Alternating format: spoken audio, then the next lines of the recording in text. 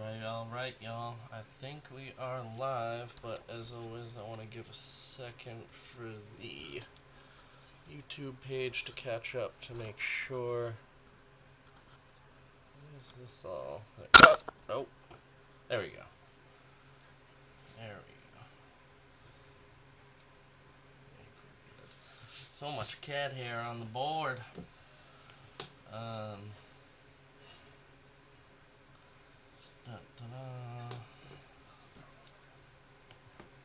Alright, looks like we are officially live. Welcome to part... Oh wait, is this volume off? Nope. Part 3, the final unpacking of the Mystery Booster 2 packs, booster packs. I'm going to be doing 8 booster packs today. One of the collector boosters that comes with the Festival of Inno box, and then a fun little bonus pack at the end, as always. Gonna give a quick moment of silence to the cards banned today. One of them hit me kind of hard, was the Mana Crypt, because that was like my first big expensive pull from Ixalan, so that's very sad. I wish I had... I actually don't really...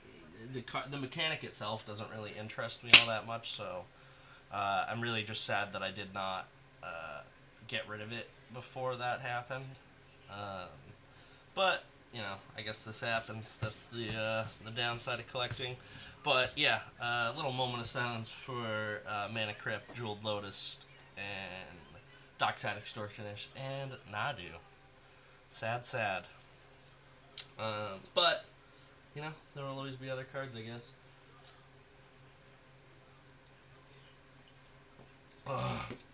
So, without further ado, let's dive right in. Charlie, please don't knock that over. Charlie loves knocking over drinks. You know, what's funny is, I know it's 100% for attention because he never does it when I'm not here. I've never come home to find a drink knocked over. It is only in the room. So, any tips on that, by the way, to get him to stop doing it? I'm assuming it's because I have a big reaction to it. So if I did not react to it, maybe he wouldn't do it, but yeah. Anyways, let us dive right in. As I said, we got 8 mystery booster packs.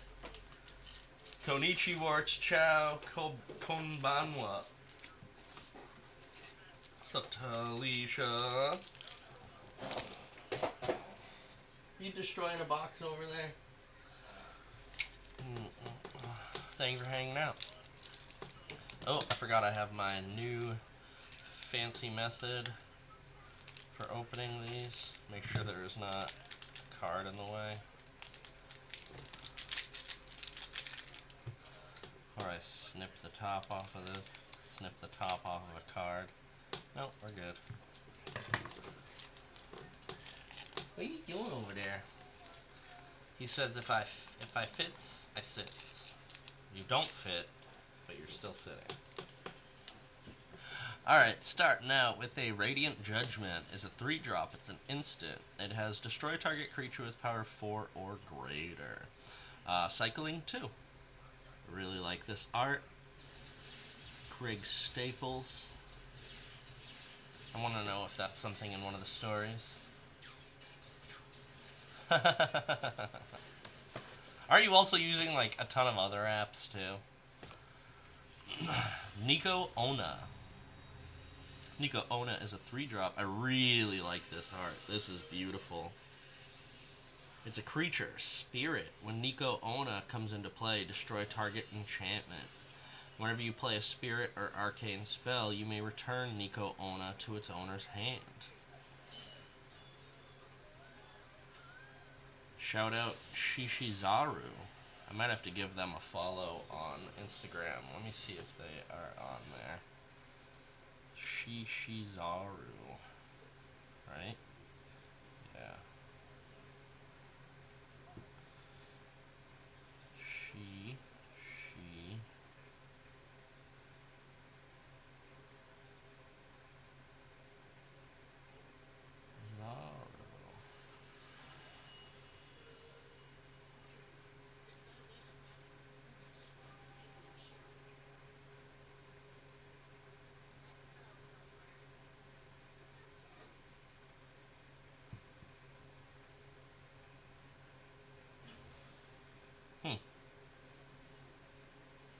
Well, I'm going to have to take a picture of this one just so I remember to look it up. Because for some reason I cannot find them on the Instagrams. I think at some point I might buy the lifetime subscription to Babbel. I heard that's one of the really good ones, and I think it's a good investment, especially if you're getting the entire lesson. But we got Giga Drowse. Giga Drowse is a 1-drop. It's an instant. It has Replicate 1. When you play the spell, copy it for each time you pay its replicate cost. You may choose new targets for the copies. Tap target permanent. That's really cool.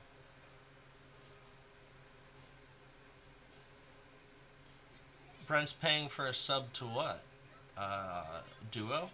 I didn't know you could pay. What are you doing up there, bud? Let me actually turn this down a little bit. We got Viral Drake. Is a 4-drop. It's a creature. It's a Drake. It has flying and infect. This creature deals damage to creatures in the form of -1 and -1 counters, and to players in the form of poison counters. Oh, I'll have to remember Busu. Spend 4, proliferate. Very cool. Ooh, I like this one. I also want to know how collabs work. Bubbling Muck is a 1-drop. It's a sorcery. Until end of turn, whenever a player taps a swap for mana, it produces an additional black. Oh, okay, that makes sense. That makes sense. Get rid of those ads. The Muck claims 100 living things for each meager treasure it spews forth. Yeah, this art is really cool, and it's another collab. I want to know how the whole collab process works. I guess it's different per artist. I'm sure different artists collaborate differently. Why is this not focusing?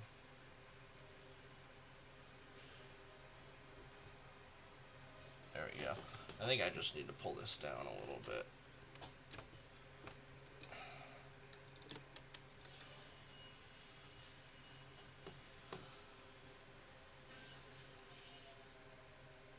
Can't tell if that made it better.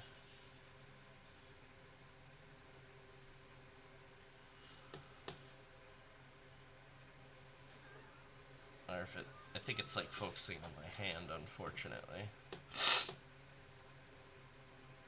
There we go.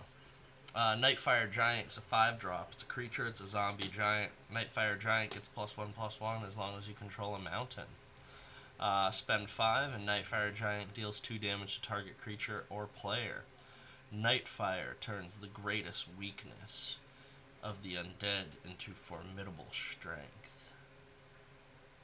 Very cool.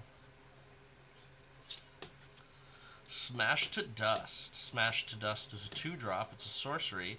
It has choose 1. Destroy target artifact, destroy target creature with defender, or smash to dust deals 1 damage to each creature your opponents control.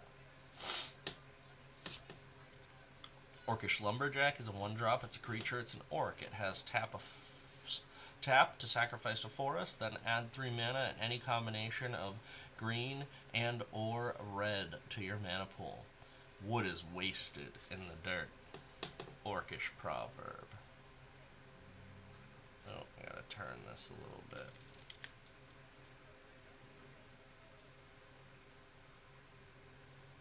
This way.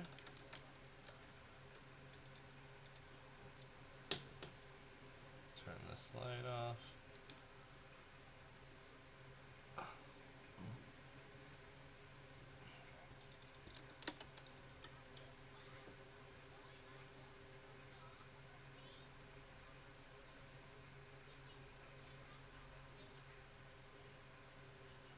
There we go. Elvish Ranger is a 3-drop. It's a summon. It's a creature. It has nothing. It doesn't do anything. It is a vanilla creature. It does have flavor text though, which is it's up to you if you enter the woods, and up to them if you leave. Squirrel Nest. Look at these white squirrels. Squirrel Nest is a 3-drop. It's an enchant land. Enchanted Lands has tap to put a +1/+1 green creature token into play. In the Corrosion Forest, you've got to keep an eye out for squirrels. That's a really good card. No? Especially if, like, you've got extra mana and you can just tap that every time to put a green squirrel token into play. That's pretty good.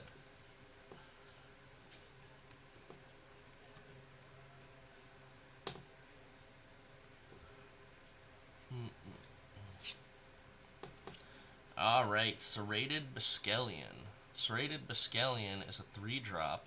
It's an artifact creature. It has tap to put a -1/-1 counter on Serrated Biskellion and a -1/-1 counter on target creature. Whereas I was created to protect, the Biskellion was created to destroy. That thing's cool.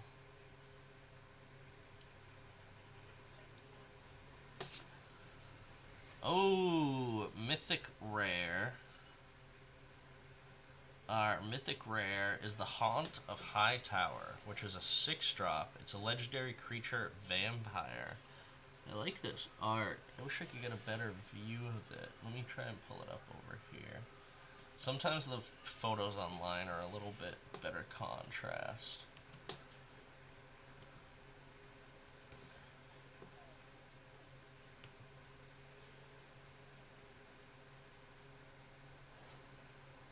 Nope, no better. Anyways, Haunt of Hightower is a legendary creature vampire. It has flying and lifelink. Whenever the Haunt of Hightower attacks, defending player discards a card.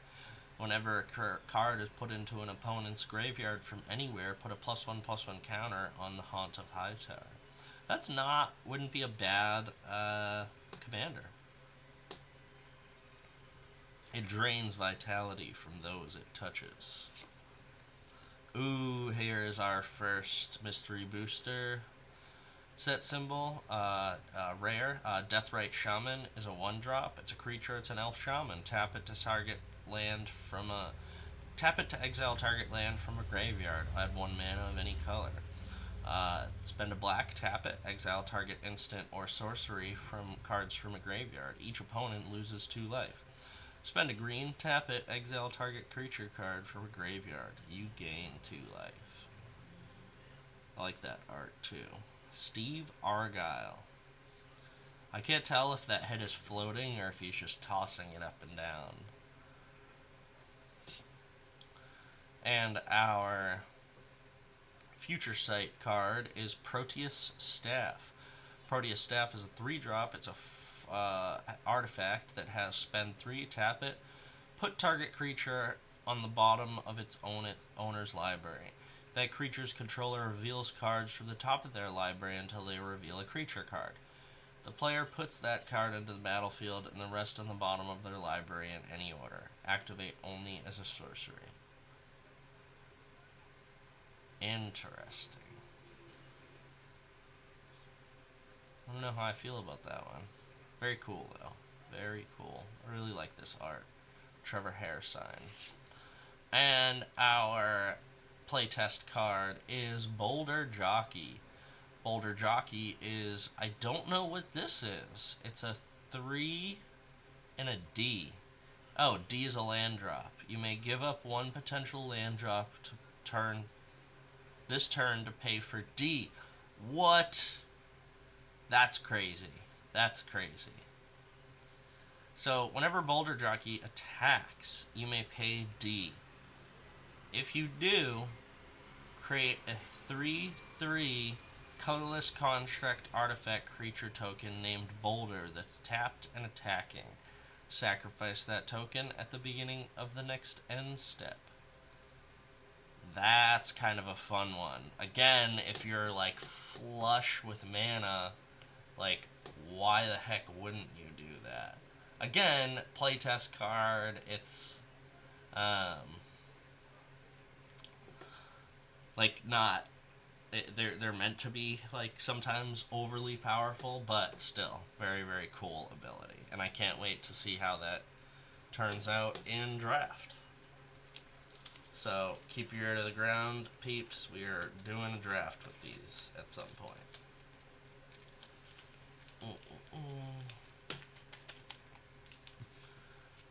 Put that over there. Ah! Lost my microphone. I think I need to fix this.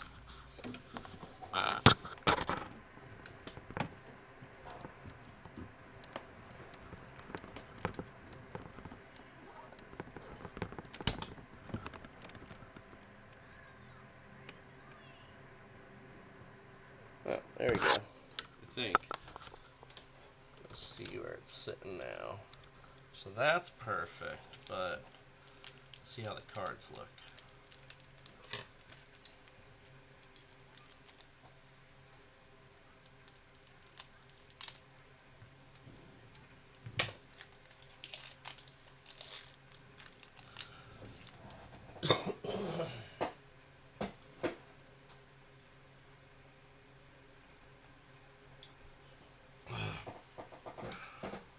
I love the show. That's exactly what that was, Talisha. Nobody has guessed what show this is yet. And again, I have to emphasize, yes, it's Scooby-Doo, but which version of Scooby-Doo? So we got Wakestone Gargoyle. I don't know why it's not focusing.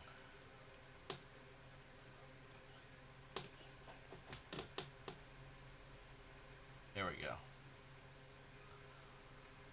They're all good, Talisha. Wakestone Gargoyle is a 4-drop. It's a creature. It's a gargoyle.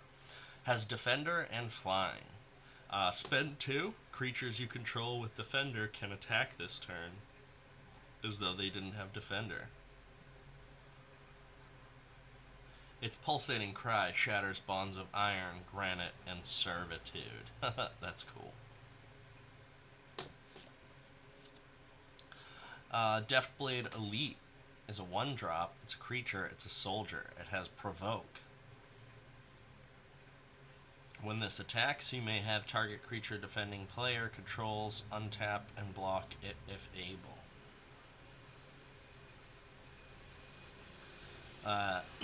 Spend 2. Prevent all combat damage that would be dealt to and dealt by Deathblade Elite this turn.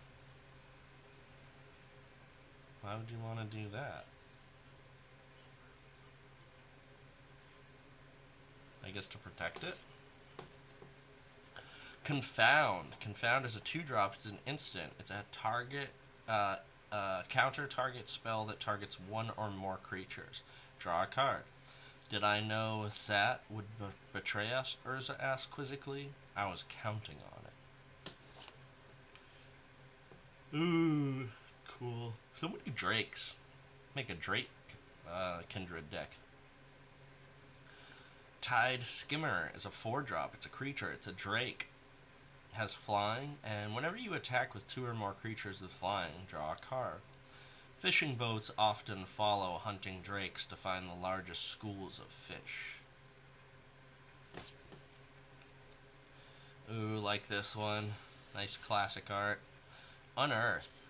Unearth is a 1-drop. It's a sorcery. Choose target creature card in your graveyard with total casting cost 3 or less, and put that creature into play. And cycling 2. Spooky. Whoa! Swarm of rats. It's a 2-drop. It's a creature. Rats. Swarm of rats has power equal to the number of rat cards you have in play.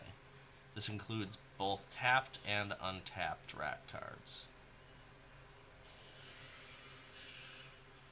Very cool. Got a rat kindred deck. I know, this thing is sick. Shout out to Kev Walker, the artist for this card. Lunar Frenzy is a 1 and an X. Target creature you control gets +X/+0 and gains first strike and trample until end of turn. In the adrenaline-fueled chaos, she hadn't even felt the bite. Oh, this is a Innistrad, I think. Midnight Hunt. Searing Blaze is a 2-drop. It's an instant. Searing Blaze deals 1 damage to target player and 1 damage to target creature that player controls. Landfall. If you have a land enter the battlefield under your control this turn, Searing Blaze deals 3 damage to that player and 3 damage to that creature instead. Ooh, I really like this card. This art is nice. Karstoderm is a 4-drop. It's a creature, it's a beast. Karstoderm comes into play with 5 +1/+1 counters on it. Whenever an artifact comes into play, remove a +1/+1 counter from Karstoderm. What is going on with this thing? Something with the skin. It has something to do with their skin. What is Karsta? I don't know if that's a magic term or...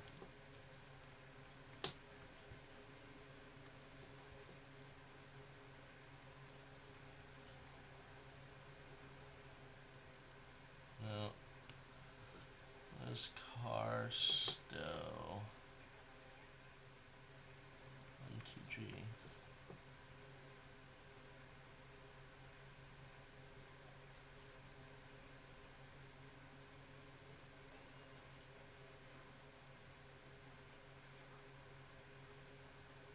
I don't know.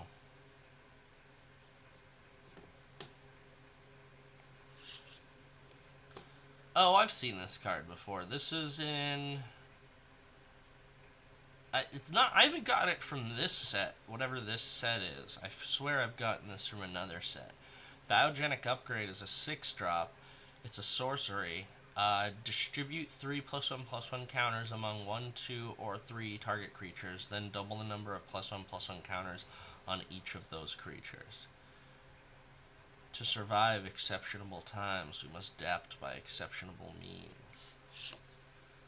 Reconstruct History is a 4-drop. It's a sorcery. Return up to 1 target artifact card, up to 1 target enchantment card, up to 1 target instant card, and up to 1 target sorcery card, and up to 1 target planeswalker card from your graveyard to your hand. Exile Reconstruct History.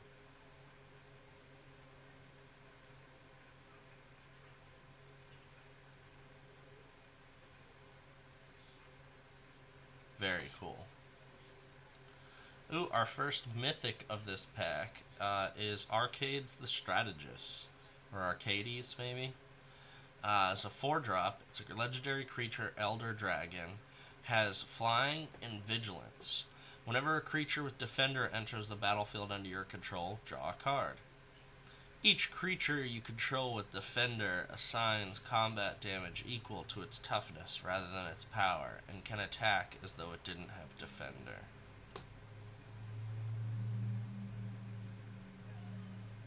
That's pretty cool. Arcades the Strategist. Our first mystery booster card is 1-drop. It's Consider. It's an instant. It has Survey 1 and draw a card. Ivold gasped in surprise. Either a very strange insect had crawled onto one of the lenses, or he was seeing geists at last. Which I think a geist is just a ghost, if I'm not mistaken. As in poltergeist. Our future sight. Wait, didn't we pull this, but not as a future sight? I don't know. Was it in this pack or the last one? Let me actually check. Counterbalance.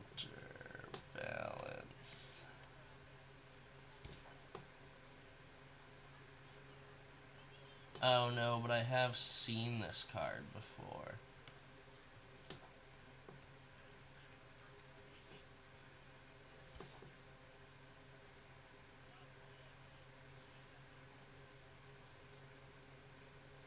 What are you doing up there, bud? Big stretch?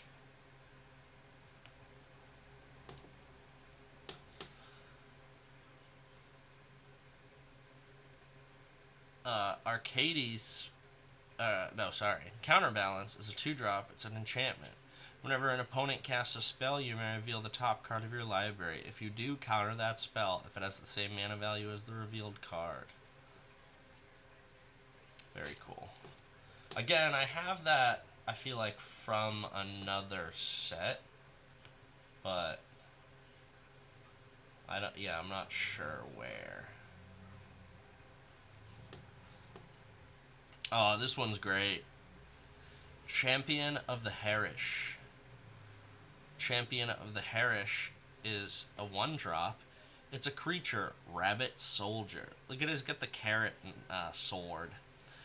Buddy list. As this creature enters, if any of its creature types isn't on your buddy list, write one of them on your buddy list. So Rabbit and Soldier. Whenever another creature enters the battlefield under your control, put a +1/+1 counter on Champion the Harish if one of that creature's creature types is on your buddy list. Otherwise, write one of its creature types on your buddy list.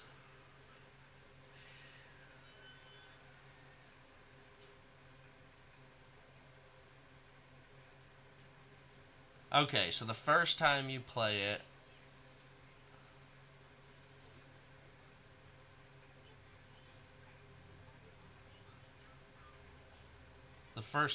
the card, you don't get any counters, but then you put those card types in your buddy list, and then you get those counters. That's pretty cool.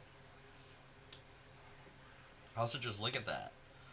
Look at that angry bunny. I don't know if he's as angry as he is determined, I guess.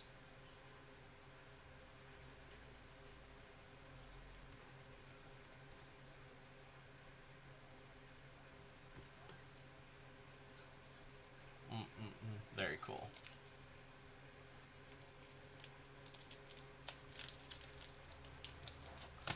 Alright. Pack number 3. Actually, make sure I'm not cutting the top off of a card.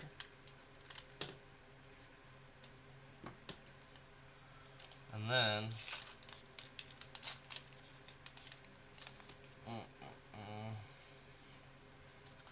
Custody Squire. Custody Squire is a 5-drop. It's a creature, it's a spirit cleric. It has flying and Will of the Council. When Custody Squire enters the battlefield, starting with you, each player votes for an artifact, creature, or enchantment card in your graveyard. Return each card with the most votes or tied for the most votes to your hand.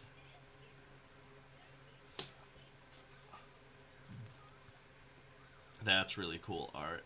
On Sarah's Wings is a 4-drop. It's a legendary creature, legendary enchantment aura. Enchant creature. Enchanted creature is legendary, gets +1/+1, and has flying, vigilance, and lifelink. Damn.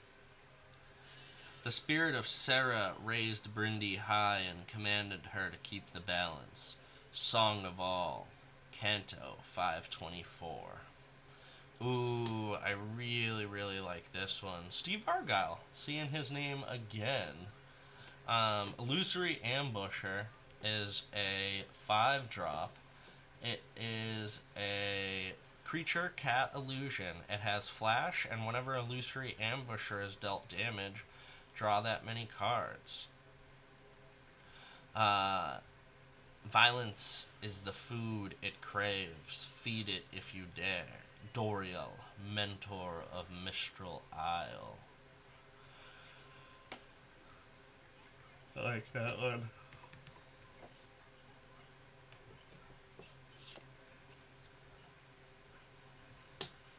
Kelpie Guide. That is... I guess that's a Kelpie. I've never seen a Kelpie depicted like that, but very cool. Kelpie Guide is a 3-drop. It's a creature. It's a beast. It has tap, untap, tap to untap another target permanent you control. Tap it to tap a target permanent. Activate only if you control 8 or more lands. Kelpies are drawn to paradoxes, making them ideal companions for Quandrix mages.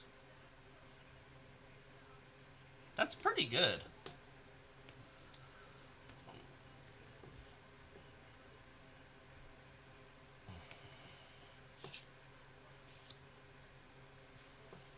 Oh, love this art. Rite of Consumption. Rite of Consumption is a 2-drop. It is a sorcery. As an additional cost to play Rite of Consumption, sacrifice a creature. Rite of Consumption deals damage equal to the sacrificed creature's power to target player. You gain life equal to the damage dealt this way. Nice.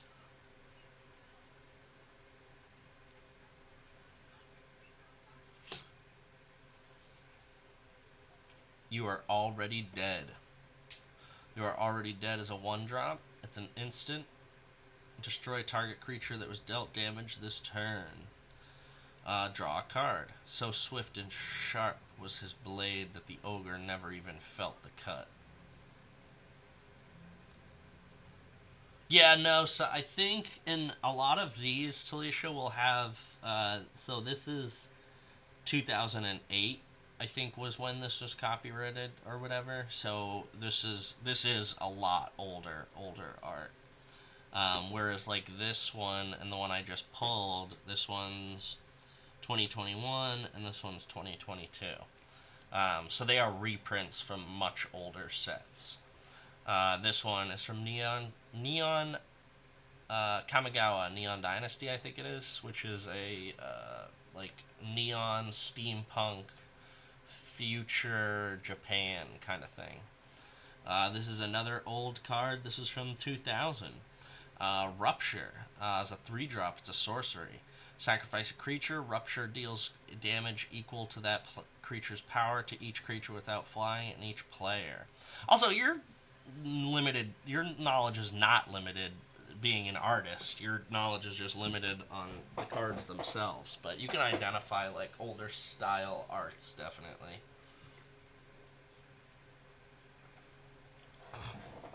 As do I. My knowledge is very limited on these, but you can immediately tell when it's like old school fantasy art. You are limited. Rupture is a 3-drop. It's a sorcery. Sacrifice a creature. Rupture deals damage equal to that creature's power to each creature without flying and each player. All creatures have an inner fire. Releasing it can be dangerous. I wonder who comes up with the flavor text. I'm assuming it's the...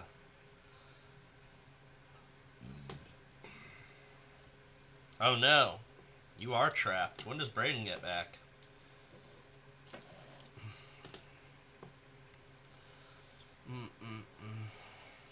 How do you bring Gibble on walkies when Brayden's gone? Spitting Earth is a 2-drop. It's a sorcery. Spitting Earth deals to any one creature damage equal to the number of mountains you have in play. This includes both tapped and untapped. Well, also that. Ooh, I've seen this before. I think Brayden maybe showed me this card. Alluring Scent is a 3-drop. It's a sorcery. All creatures able to block target creature this turn do so. No earthly armor is protection against the sweetness.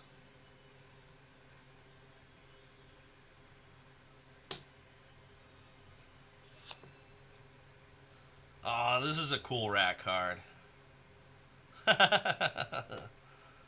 You tell those birds, Gibble. You say, not in my neighborhood. Might of the Old... Oh my god, that's a giant rat. I just saw this little guy down here. That's crazy. Might of the Old Crosa. Might of the Old Crosa is a 1-drop. It's an instant. Target creature gets +2/+2 until end of turn. If you played this spell during your main phase, that creature gets +4/+4 until end of turn instead. Hi, Gibble. Sorry, now I'm torturing him. He's like, where is this ethereal voice coming from? Sometimes even humble forest creatures were gifted with mighty emanations from the past. Ooh, I like this one. This is some old school art. 2001. Quicksilver Dagger is a 3-drop. It is an enchanted creature has tap. This creature deals 1 damage to target player, and you draw a card. The dwarves call their Quicksilver techniques improvisational weaponsmithing.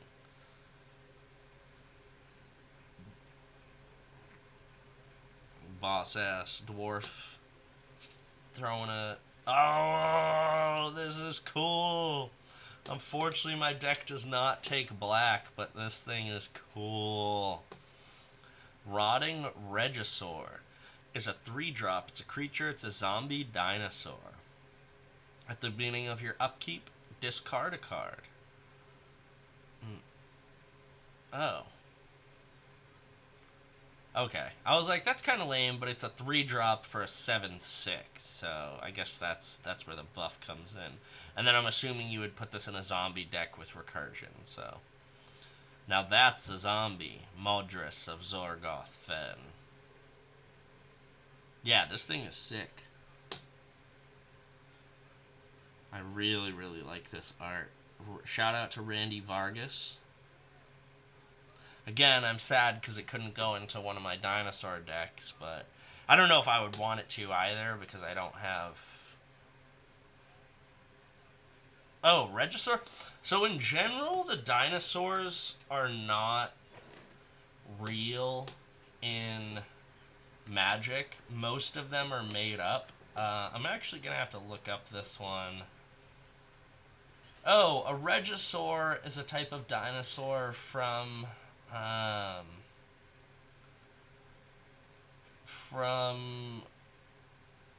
Dungeons and Dragons, maybe? Regisaur 5e?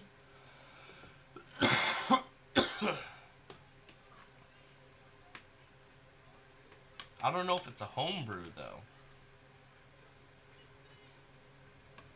What's up, Tim? Thank you for hanging out. Got Tim and Talisha here, the 2 T's. Double T. We were just talking about Regisaur, and you might have some insight on this, Tim. I know Regisaur is not a real dinosaur. I had to look it up just to confirm. But when I search Regisaur, Magic comes up, but also D&D comes up. So I don't know if Regisaur is like a homebrew type of beast, or if Regisaurs are actually in Dungeons and Dragons. Regardless, this is a really, really cool monster. Oh, Rite of Flame. This is our first mystery booster card. Rite of Flame is a 1-drop. It's a sorcery. It has add 2, then add 1 for each card named Rite of Flame in each graveyard. What are you doing, bud? Huh?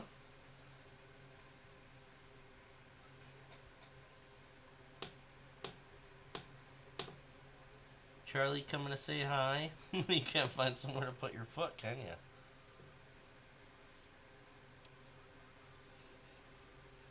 Are you just gonna sit right there? I guess that's okay. You're not bothering anything.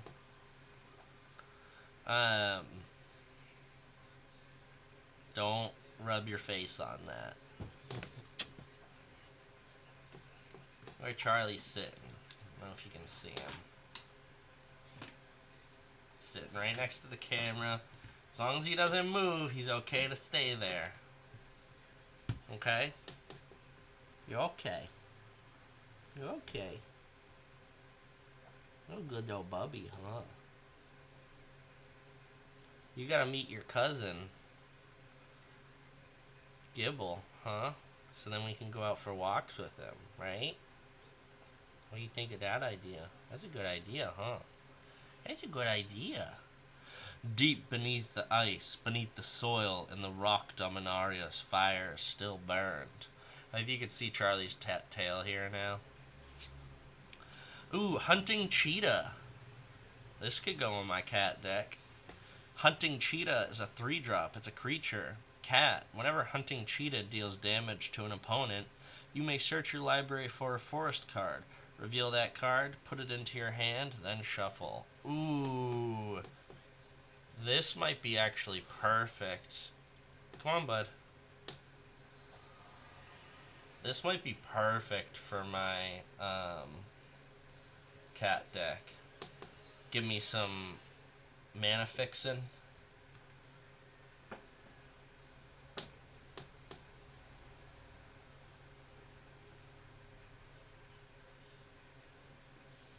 Alright, now you're blocking the light. You were in a perfect place before, but now you're blocking the light, bud.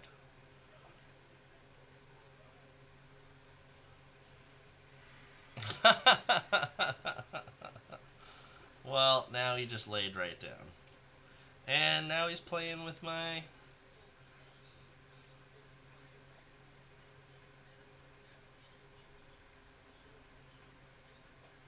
Oh, okay, that's probably what that is, Tim. I forgot that MTG was... There was a D&D set for MTG.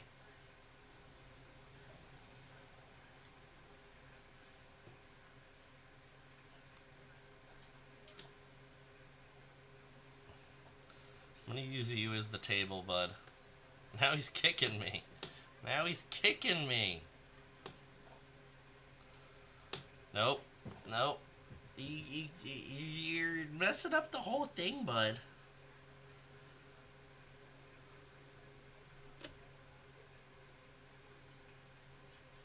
Excuse me, sir. That's my sweatshirt string.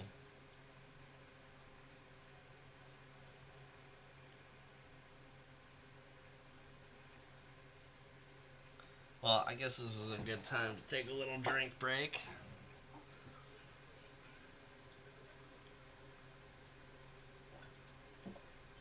What are you doing?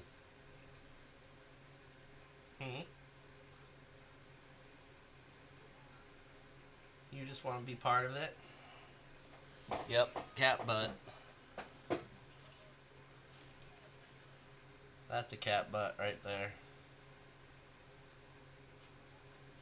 Come here, Bubby.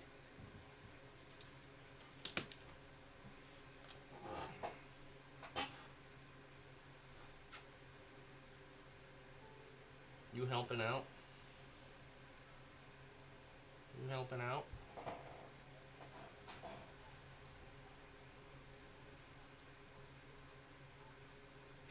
Alright, again, you can stay right there, but if you start moving, I gotta kick you up.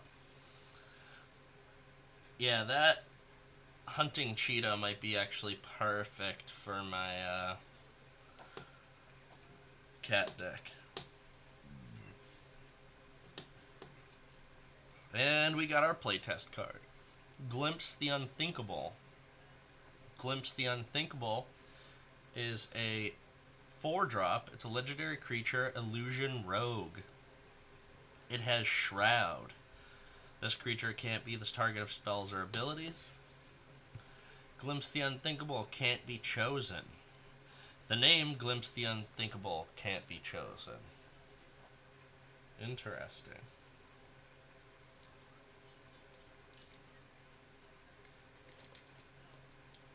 So if it's like name a card or something like that, you can't do that.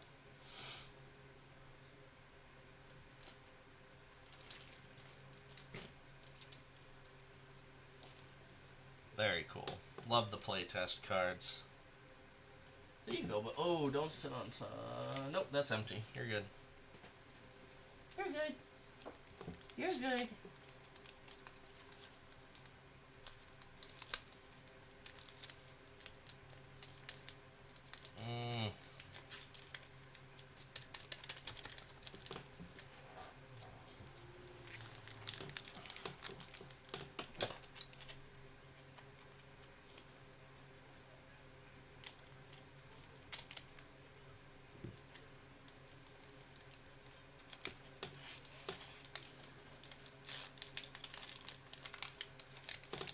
Alright, pack number 4. We're halfway through.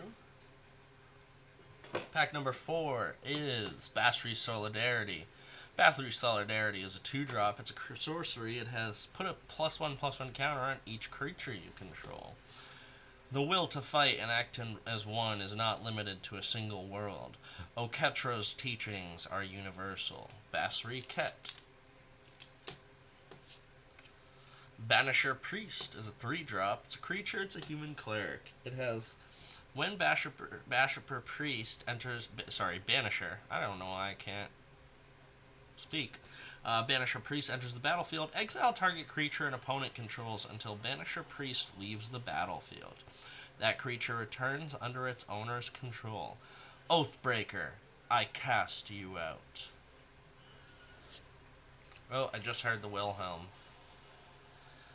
Ooh, very cool. I haven't seen many serpents. This looks like the one from Kong Skull Island. Striped Riverwinder is a 7-drop. It's a creature, it's a serpent. It has hexproof, cycling, 1, and the flavor text reads, the denizens of the Luxa River woke angry on the currents of blood. Wing Splicer. Really like this art. Shout out Kev Walker. Wing Splicer is a 4-drop. It's a creature, it's a human artificer. When Wing Splicer enters the battlefield, put a 3/3 colorless golem artifact creature token onto the battlefield. Golem creatures you control have flying. Oh, he's back.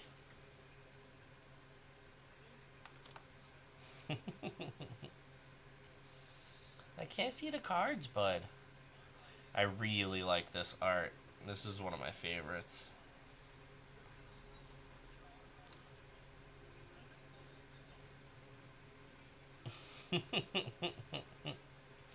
Oh, yeah?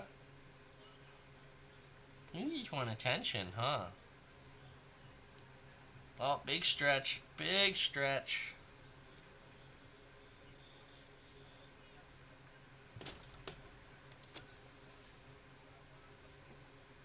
I think you can lay there, but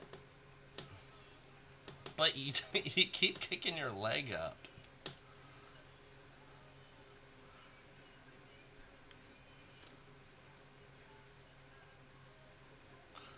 Can you see the cards, y'all? They can't see the cards, bud. If I put the card there, you kick your leg over it. This is not working, bud. This is not working.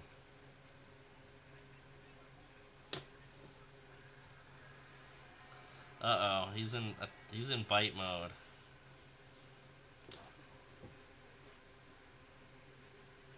Ow! No! He gets like this sometimes when he wants to play.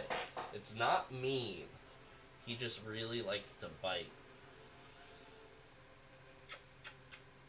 Or don't you, bud?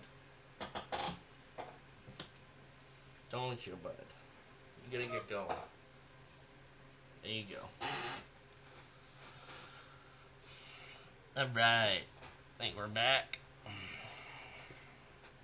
Wing Splicer, very cool. Give your golems. Golems, not golem. Give your golems. I said it again. Give your golems flying. Order of Yawgmoth. I forget who Yawgmoth is. I think Yawgmoth was the one who created the Phyrexians, if I'm not mistaken. Which I thought, and correct me if I'm wrong, Tim, because I've been reading a little bit into the lore. I thought Phyrexians... No, he's generally pretty good about, like, just attacking, like hands and feet and stuff like that. He's never, like, bit me on the face or anything like that. And it's definitely playing. He just, you can tell he's cooped up, doesn't have a brother or sister to torture, so he tortures me. Yeah, so Yawgmoth is the one that created the Phyrexians. I thought that the Phyrexians were their own separate race, but what it is that Yawgmoth was, like, banned, or he went to this plane, Phyrexia, and started experimenting on creatures to create, like, the perfect species or something like that. and then ultimately figured out a method to phyrexify, which I think there's a name for it. Tim, you could probably call me out. To turn creatures Phyrexian. Again, my knowledge is very limited on that. I apologize if there was some incorrectness there, but that is the story as I understand it. Which is very much so what makes me think of Phyrexians. Okay, they called it the completion. They remind me of the Borg a little bit, which is not correct because they're not like all assimilating into one species. So he was the greatest healer and thought he could take it to the next level to make beings perfect, which is very cool. This is very cool. I mean, it's bad, very bad, but a very cool story. That's the thing, Talisha. I think, like, even if you don't play Magic, I think you would like a lot of the lore behind it. Especially, like, the Phyrexians and Planeswalkers and, like, all the different stuff. There's a lot of really cool lore. Specifically, and Tim, if you don't know this most recent set, Duskmourn and Bloomburrow, they released audiobooks for them. So if you go on YouTube to the official Magic the Gathering page, there's an audiobook for the set that tells the story of the set.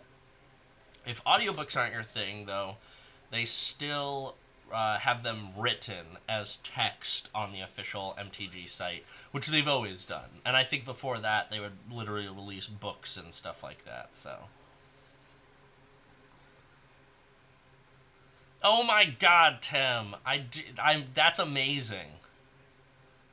I'm just now Frogmoth. That's amazing. That's so cool, Tim. That's a nice light bulb moment for me. Thank you for that little thing there. But yeah, after I get off the stream, Talisha and Tim, if you're interested, I will send you the YouTube stories for the newest set, which I think you would find really cool. It's about a sentient, haunted house, essentially. So, Order of Yawgmoth, that little backstory for y'all. Yeah, that's what I miss, Tim. Or not miss, because I never, or I could say, not that I miss it, but I missed it. The books that used to come with the fat packs. I would eat that stuff up. And they should still do that for like special edition releases and stuff like that. Like you could pay extra or something to get the physical books for the sets. I think that would be cool. So Order of Yawgmoth is a 4-drop. It's a summon knight.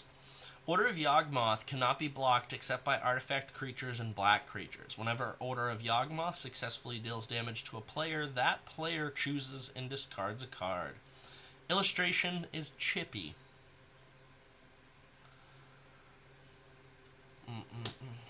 Oh, I know. They business practices. So sad. Again, I don't know if you heard about the banning today. People were upset because of how much they hyped up Ixalan, for example, and like pulling a Mana Crypt out of Ixalan, and now Ixalan is banned in Commander. I mean, Mana Crypt is banned in Commander, so... Cast Down is a 2-drop. It's an instant. Destroy target non-legendary creature. Your life is finished. Your name lost, and your work forgotten. It is as though Mazura never existed. Shainer's Torment. You think they're going to reverse it? I really hope so, Tim, because that was my biggest... So essentially today, moment of silence, they banned Dockside Extortionist, Jeweled Lotus, Nadu, and Mana Crypt.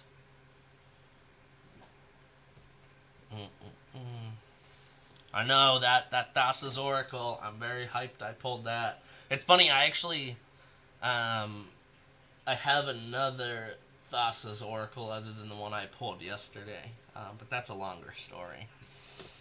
Yeah, rip Dockside. because that was an expensive card. And what's sad is I just pulled for Al a Dockside Extortionist in his. I think he got double masters. The double masters unboxing that I was doing, those were Al's, and there was a Dockside Extortionist in there. So it was very, very sad that those were banned. Go for Blood. It's a 2-drop. It's a sorcery. Target creature you control fights target creature you don't control. Each deals damage equal to its power to the other. Cycling 1. Luca's Bond provided not only friendship, but also the most powerful weapon in his arsenal. Very cool. What is this J22 set? J22 MTG Jumpstart. Yep, rest in peace Dockside. Rest in peace Mana Crypt. What's sad about the Mana Crypt is I get why Mana Crypt is cool, but I know. I was never gonna use my Mana Crypt. I had planned on selling it, but I took too long. I've been sitting on it. I should have just sold it, but Incinerate is a 2-drop. It's an instant. Incinerate deals 3 damage to target creature or player. A creature damaged by Incinerate cannot regenerate this turn. Never taunt an Ember Mage. What are you going to do about it? Aiken, Seasoned Ascari. Brian Snotty.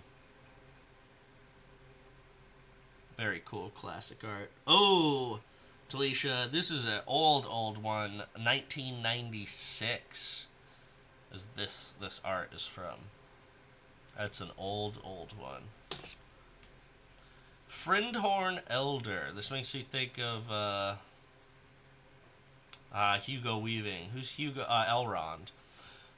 Friendhorn Elder is a 3-drop. It's a creature. It's an elf. It has tap to add 2 forests to your mana pool. It is useful to be able to speak to the trees, but it is truly wondrous to be able to listen to them. Little mana dork there. Pretty good.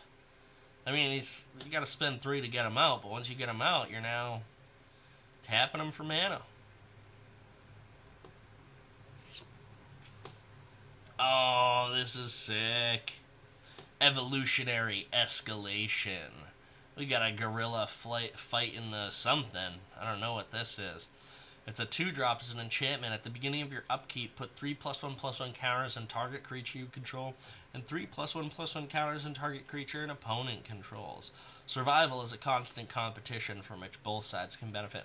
And this is, like, from a meta sense, this really kind of, like, as Magic was explained to me, is picture it as 2 wizards on, like, opposing mountaintops battling one another, like casting armies and enchantments and all kinds of things down into the battlefield.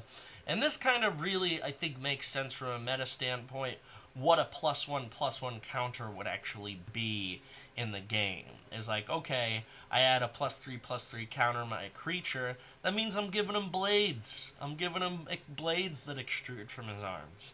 That's really cool. Very, very cool. We got Blood Tithe Harvester.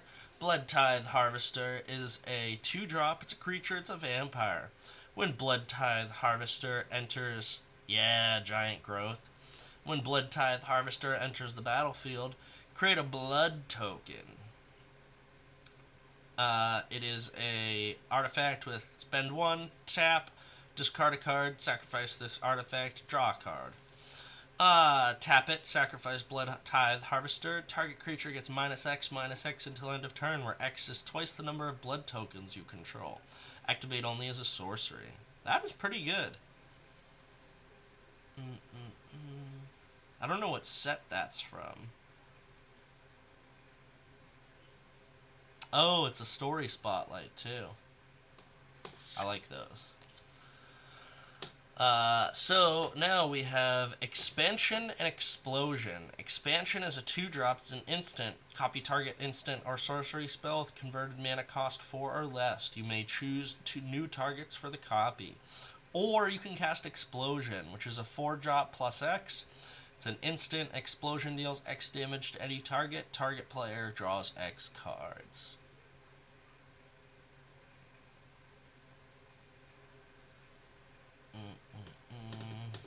Oh, and that's actually my first rare of the pack as well. I did not notice.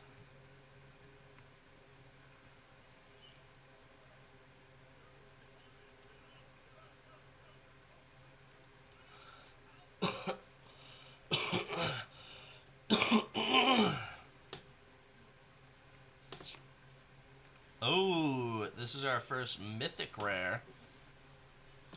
Kenrith, the Returned King. Kenrith, the Returned King is a 5-drop.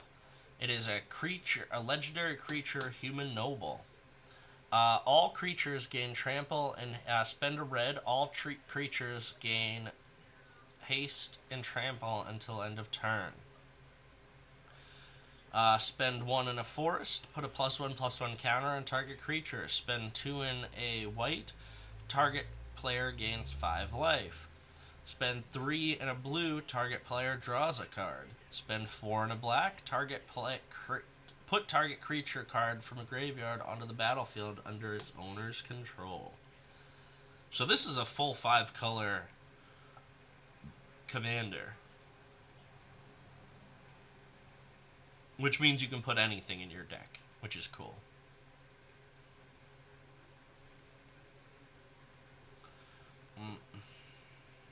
Not bad. Not bad.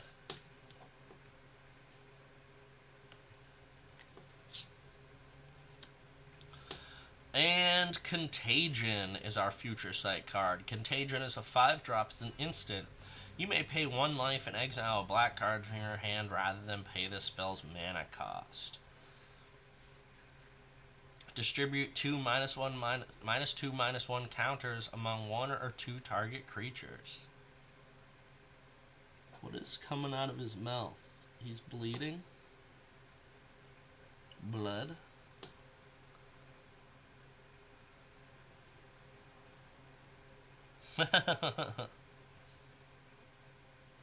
And our playtest card. Ooh, I like this. Search Elemental is a 1-drop. It's creature elemental. Whenever you search your library, scry 1. Scryfall. Whenever you scry, put a +1/+1 counter on Search Elemental. It can't be blocked this turn. I like that art. I've been really digging a lot of the arts on the the playtest cards. It's very cool. I want to make up my own playtest cards. I don't know what it would do, but...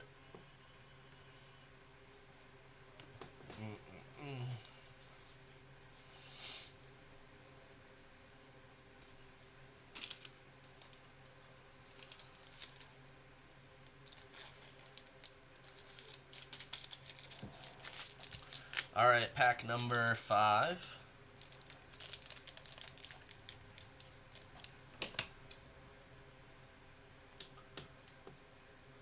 Actually, the art in this, I don't know what it reminds me of. Like, Samurai Jack, maybe? This version of,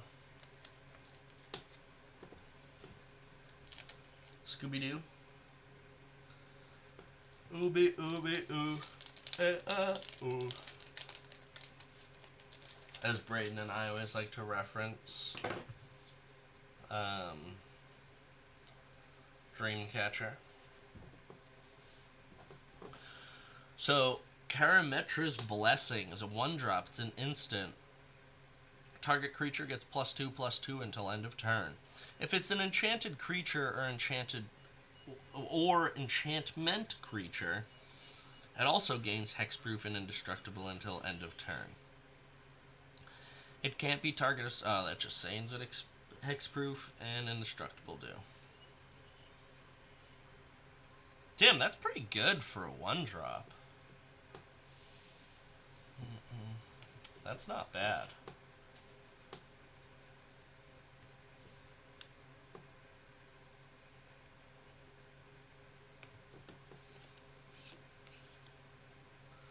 Alright, then we got Myth Realized. Myth Realized is a 1-drop. It's an enchantment. Whenever you cast a non-creature spell, put a lore counter on Myth Realized.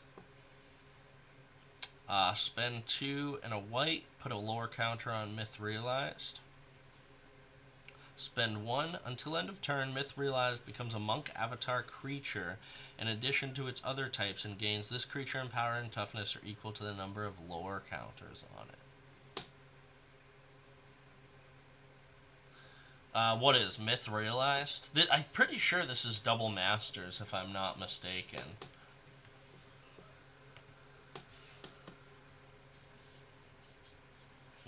Yeah, it is Double Masters.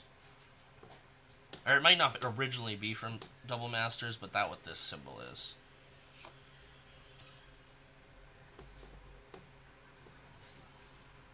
Witness Protection. I really like this art. Dominique Mayer, shout out. Witness Protection is a 1-drop. It's an enchantment aura. This is from... what the heck is that? New Capenna. Enchantment aura. Enchant creature. Enchanted creature loses all abilities and is a green-white citizen creature with base power and toughness 1. Named Legitimate Business Person. That's funny. I like that one. I just like the flavor of it.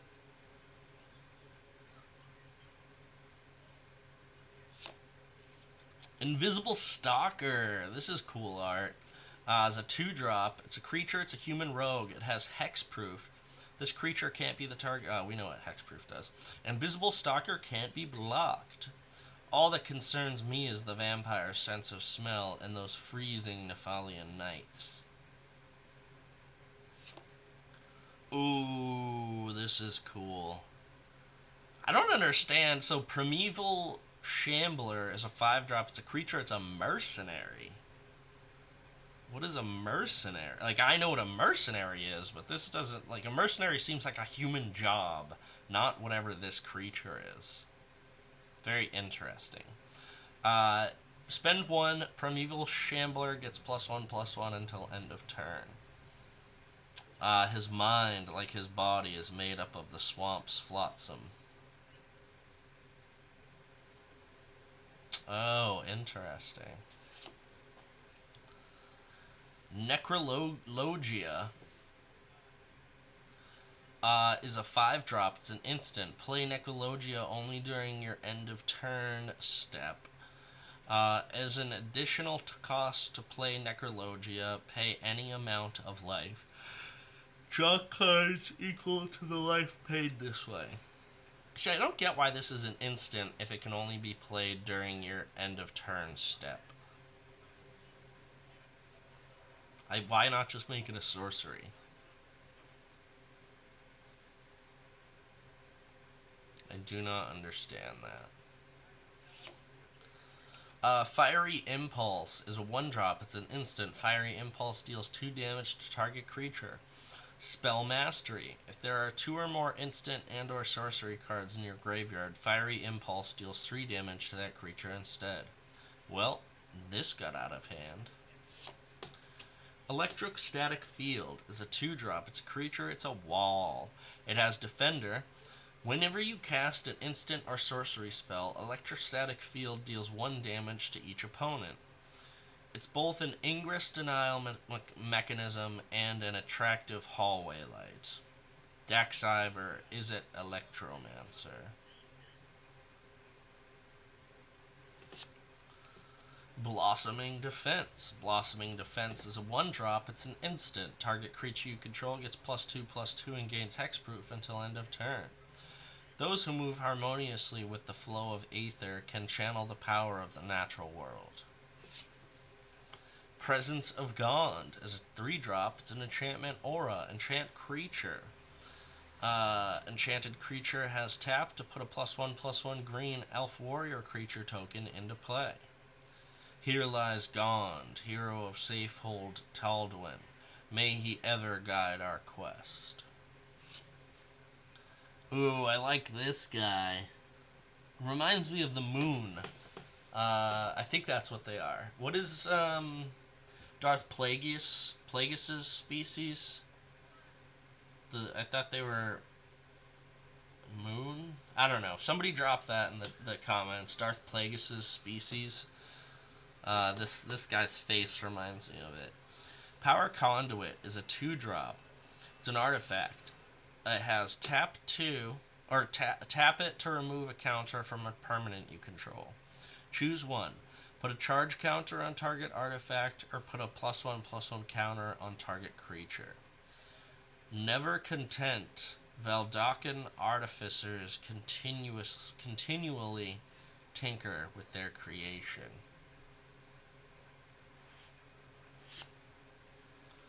Swans of Bryn Argol. Swans of Bryn Argol is a 4-drop. It's a creature. It's a bird spirit. It has flying, and if a source would deal damage to Swans of Bryn Argol, prevent that damage. The source's controller draws cards equal to the damage prevented this way. Any being that harms them quickly learns its lesson. Ooh, nice. We got a mythic rare planeswalker as our first mystery card. Serra the Benevolent is a 3-drop. It's legendary planeswalker Serra. Its +2 ability is creatures you control with flying get +1/+1 until end of turn. Its -3 ability is create a 4/4 white angel creature token with flying and vigilance. And its -6 ability is you get an emblem with, if you control a creature, damage that would reduce your life total to less than 1 reduces it to 1 instead. What? That's not a win con, but that's like a prevention of losing con.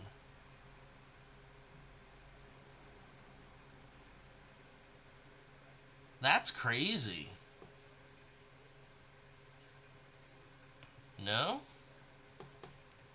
And wait, was this the pack that I pulled Sarah's... No. Might have been the last pack. Sarah's Blessing, or whatever the heck it was.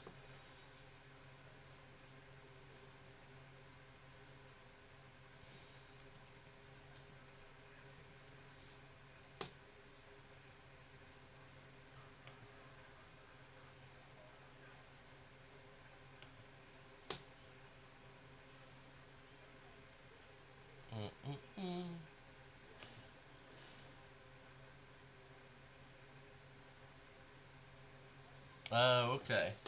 So it does protect you from losing, though.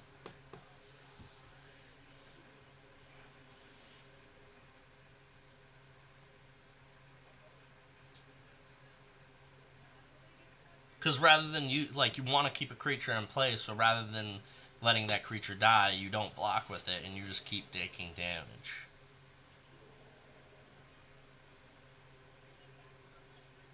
Interesting. That's a cool card.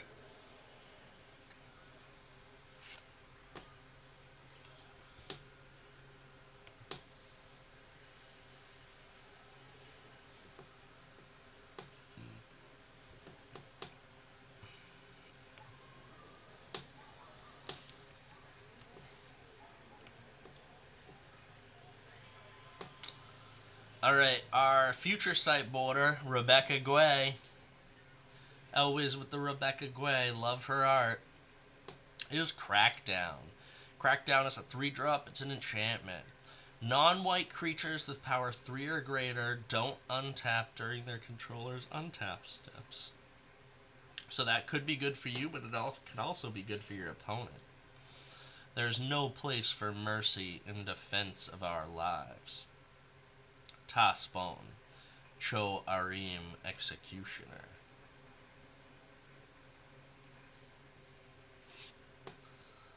Ooh. Look at this. We get a serpent fishing. Catch of the day is a 6-drop. Creature serpent. As catch of the day enters the battlefield, choose one for each of the following. Keyword: Vigilance, Ward 3, or Island Walk. Whenever this creature attacks, scry 2. Goad target creature and opponent controls, or tap target creature and opponent controls. Size 6'2", 4'4", or 2'6". Interesting. That is a very interesting playtest card. I kind of like that one.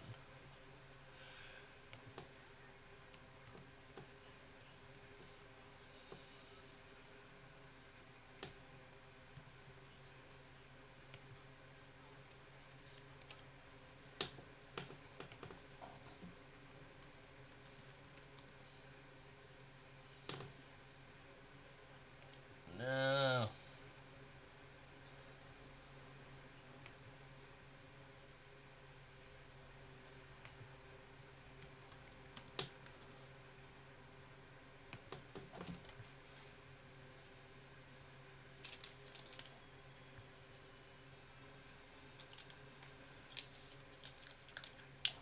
Nice.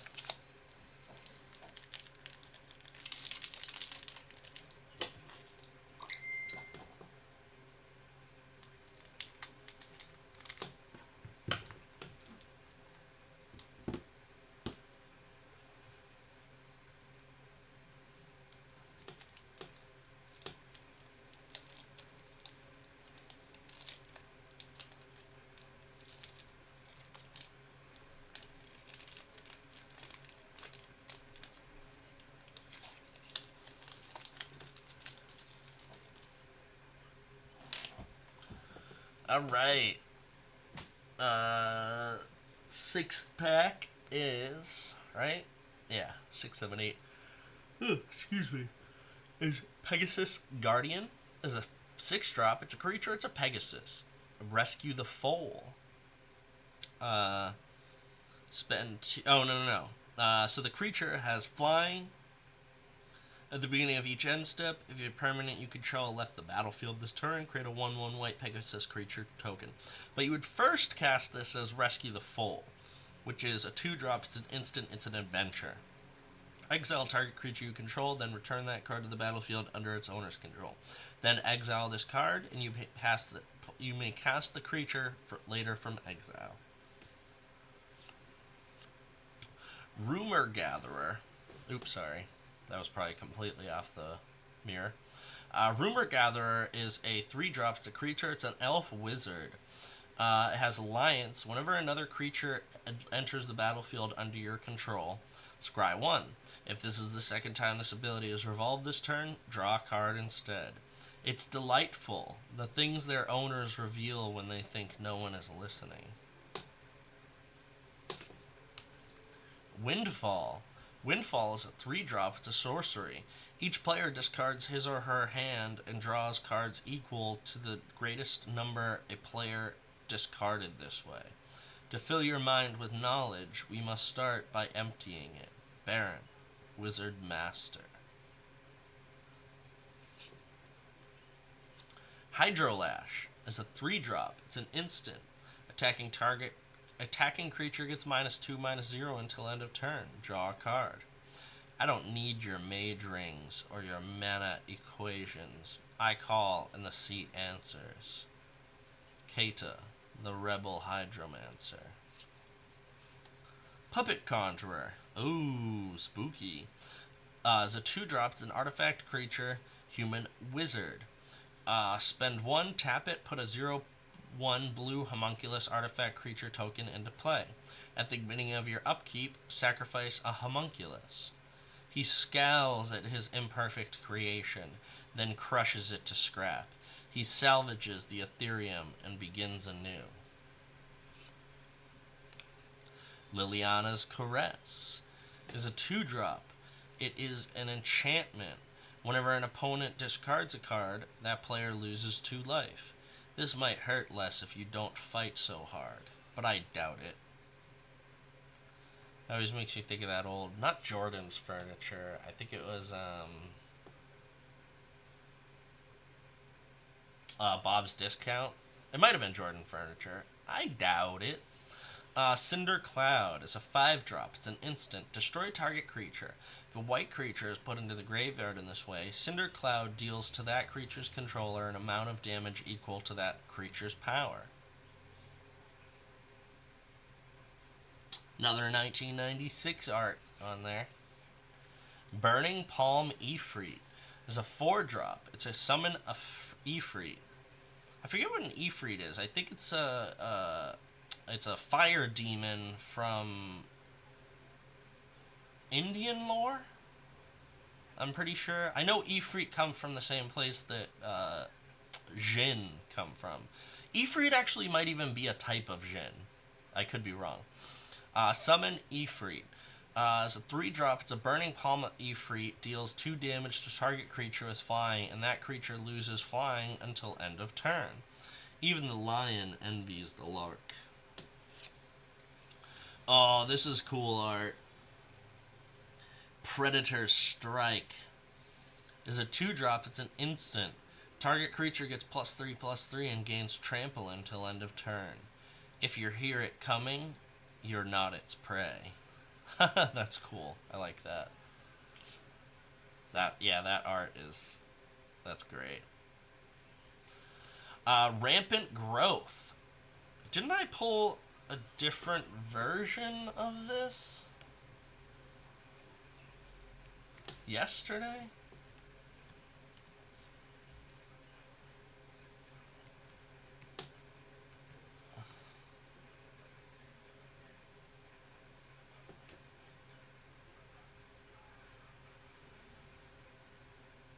He looks... Oh, I have another version of this, or I at least pulled one in the Double Masters. I pulled quite a few of them. Rampant Growth is a 2-drop. It's a sorcery. Search your library for a basic land card and put it into the play tapped. Shuffle your library afterwards. I've never heard Growth before. Opulent Palace. This is... I've barely pulled any lands in these packs, so... Opulent Palace is a land. Opulent Palace enters the battlefield tapped. Tap it to add a black, a green, or a blue to your mana pool. The dense jungle surrenders to a lush and lavish expanse. At its center, uncoil the spires of the Carsey Palace. KTK. What is KTK? KTK. Khans of Tarkir. Interesting. Our first rare of the pack is Ailey, Eternal Pilgrim. It's a 2-drop. It's a legendary creature, Core Cleric. It has Death Touch and spend 1, sacrifice another creature. You gain life equal to the sacrificed creature's toughness. Spend 3, sacrifice another creature. Exile target non-land permanent. Activate this ability only if you have at least 10 life or more than your starting life total.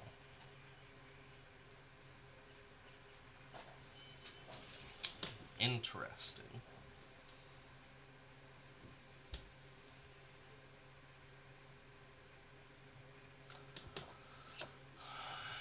Alright, our first mystery card is Treasure Cruise. Treasure Cruise is a 8-drop. It's a sorcery. It has Delve. Draw 3 cards. Countless delights drift on the surface while dark schemes run below. What is Delve?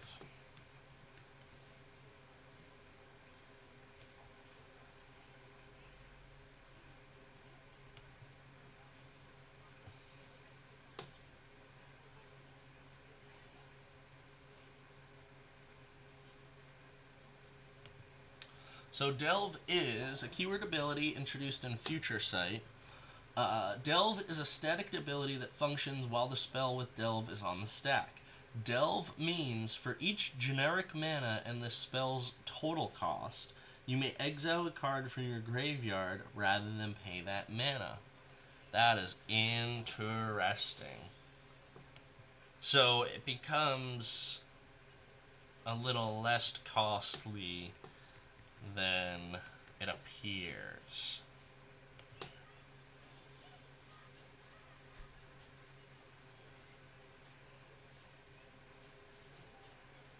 Yep, that's it.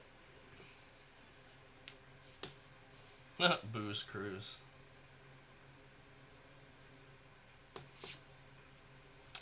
Ooh, Mana Flare. So, Mana Flare is a 3-drop. It's an enchantment.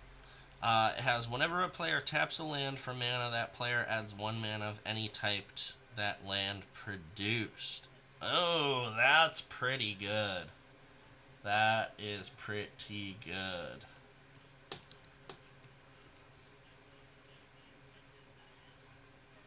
For our Future Sight bordered card. And for our playtest card, Meandered Tower Shell.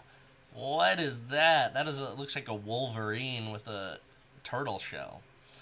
It's a 1-drop. It's an enchantment aura. Enchant creature. Enchanted creature has Island Walk, and whenever this creature attacks, exile it and Meandered Tower Shell. Return it to the battlefield under your control, tapped and attacking at the beginning of the declare tappers. Wait. Whenever this creature attacks, exile it and Meandered Tower Shell. Return it to the battlefield under your control, tapped and attacking at the beginning of the declare tapper's step on your next turn. Then return Meandered Tower Shell to the battlefield under its owner's control attached to that creature. What the heck did I just read? So, enchanted creature has Island Walk, and whenever this creature attacks, exile it. Okay, so this gets exiled and the creature. Return it to the battlefield under your control, tapped and attacking at the beginning of the declare attacker's step on your next turn. Then return it to the battlefield under its owner's control attached to that creature. And weird. That's very weird. I don't understand why you would do that, but I'm sure someone could enlighten me.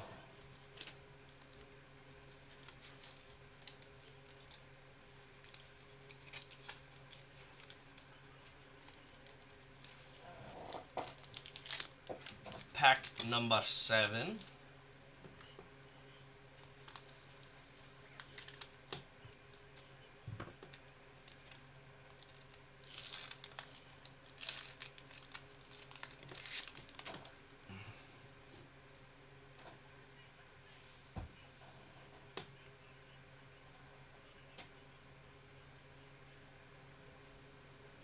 Alaharu Solemn Ritualist is a 5-drop. It's a legendary creature, human monk. When Alaharu Solemn Ritualist enters the battlefield, put a +1/+1 counter on each of up to 2 other target creatures. Whenever a non-token creature you control with a +1/+1 counter on it dies, create a 1/1 white spirit creature token with flying.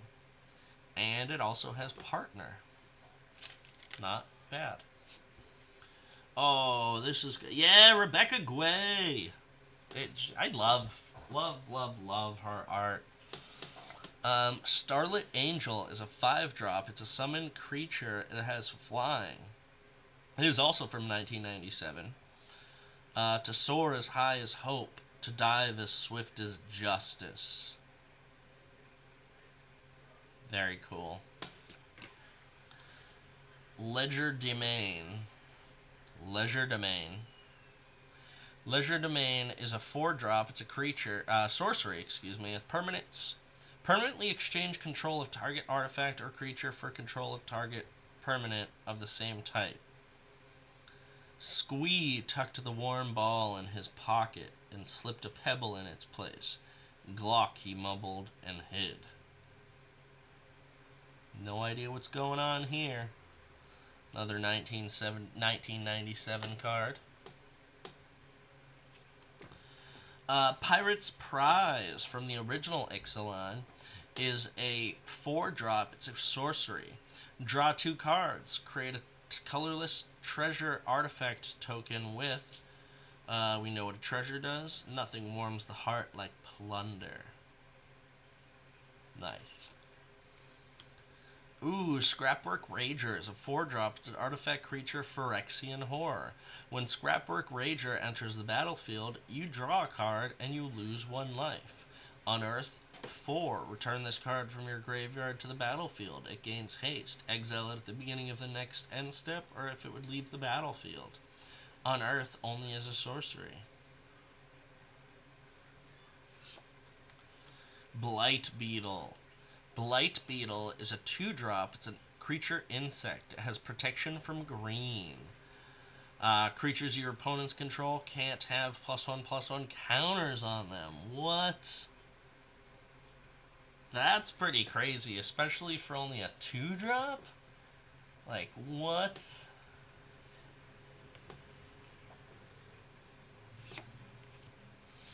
Barbed Batterfist is a 2-drop. It's an artifact equipment. Look at that piece of hardware there.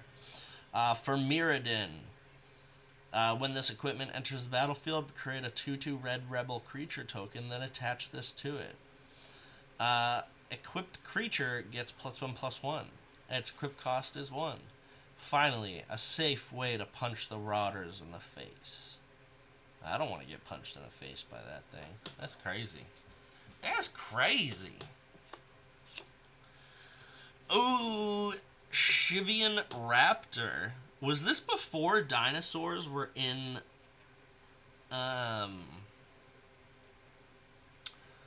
Was this before dinosaurs were in Magic? Because Shivian Raptor is very clearly a dinosaur, but it's a summon lizard. So that's very interesting. Shivan Raptor is a 3-drop, summon lizard. It has first strike and echo. During your next upkeep, after this permanent comes under your control, pay its mana cost or sacrifice it. Interesting. Shivan Raptor is unaffected by summoning sickness. Oh, cool. Again, I'm still like, why is it not a dinosaur? I'm assuming dinosaurs might have been introduced later. Wall of Blossoms is a 2-drop. It's a summon wall. Walls cannot attack, as we know. When Wall of Blossoms come into the play, draw a card. Each flower identical. Every leaf and petal disturbingly exact. Trollbred Guardian is a 5-drop. It's a creature. It's a Troll Frog Warrior. It has spend 3, adapt 2. If this creature has no +1/+1 counters on it, put 2 +1/+1 counters on it. Each creature you control with a +1/+1 counter on it has trample. Damn. This is a big boy. His favorite food is Crowl. Unmake. Unmake is a 3-drop. It's an instant. Remove target creature from the game. Aguilion's favorite trap is the Vanity Mirror. A bewitched piece of glass traps the looker's soul and does away with the body. That's some crazy art. Stephen Belladin, I think we've seen quite a few from him. Maziric, Crowl Death Priest. Didn't they just talk about Crowl? So a Crowl... What is a Crowl? It's an insect? Species of insect? I gotta look it up. Crowl. MTG.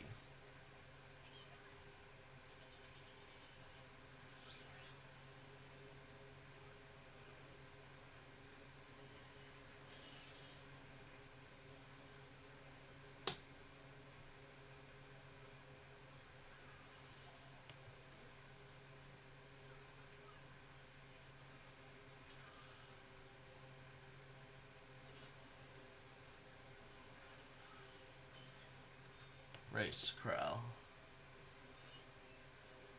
Yeah, it's a type of insect. Okay. Legendary creature, Insect Shaman. It has flying. And whenever a player sacrifices another permanent, put a +1/+1 counter on each creature you control. The clicks and buzz of the Undercity proclaim him the incarnation of decay.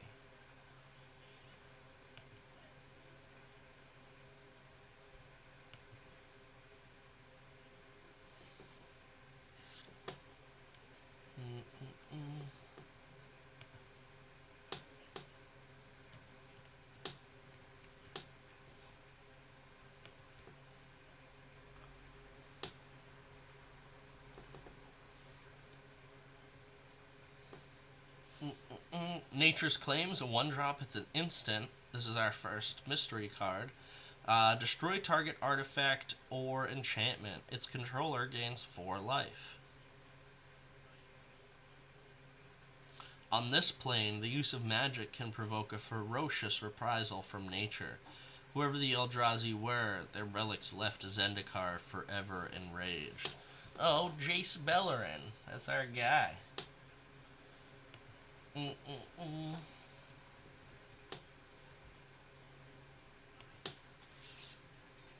Our future sight card is Elvish Reclaimer.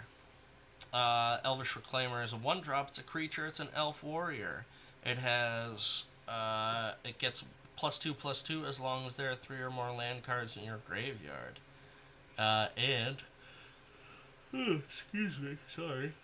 Spend 2, tap it, sacrifice a land, search your library for a land card, put it onto the battlefield tapped, then shuffle.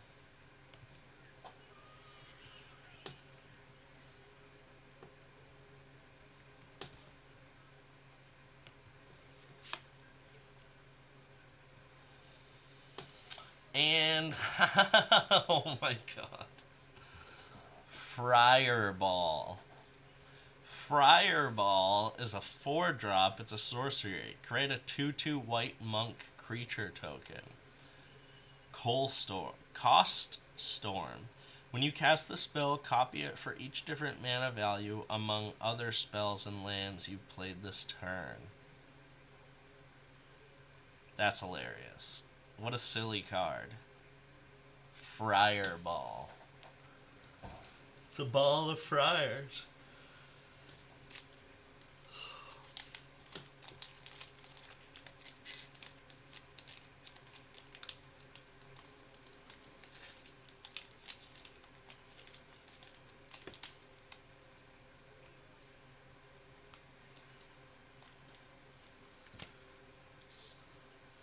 And final pack magic, final pack magic.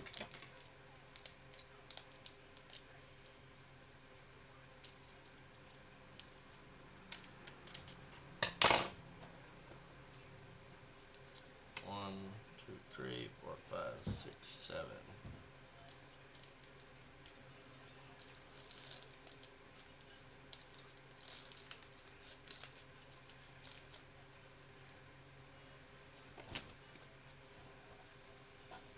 Alright, first pull of the pack is Remosian Rally.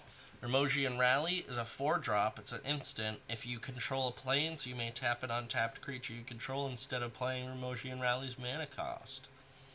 Creatures you control get +1/+1 until end of turn. Ooh, very cool art. Shieldhide Dragon is a 6-drop. It's a creature. It's a dragon. Flying Lifelink. Megamorph. For 7, you may cast this card face down as a 2/2 creature for 3.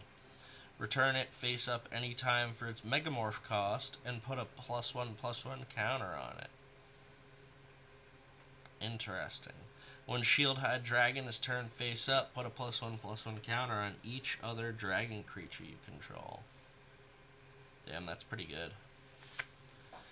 Protect the Negotiators. As a 2-drop, it's an instant. It has Kicker 1. If this spell is kicked, create a 1/1 white creature token soldier. Counter target spell unless its controller pays 1 for each creature you control. Not bad. I really like that art. You were gone for so long, and now you're back to cause mayhem. Oh, I messed up the camera.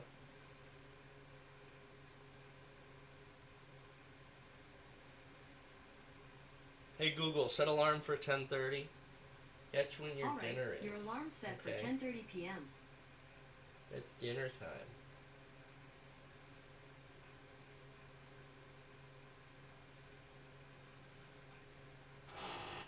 Alright, bye bud. Actually, I'm gonna throw a seltzer in the freezer.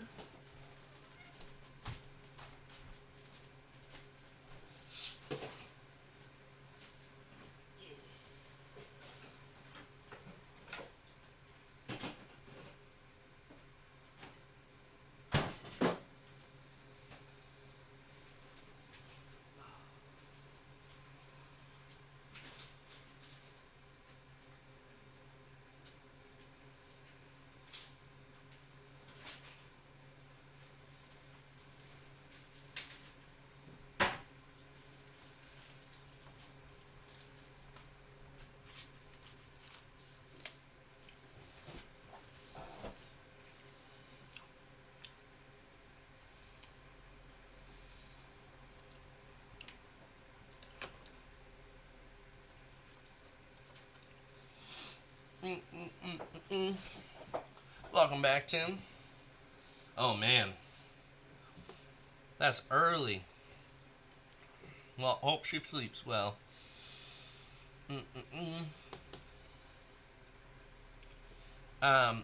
Protect the Negotiators is a 2-drop. That's an instant. Where was I? I don't know. I already finished with some. Story Spotlight. Oh, what is this? mtgstory.com? Oh, no.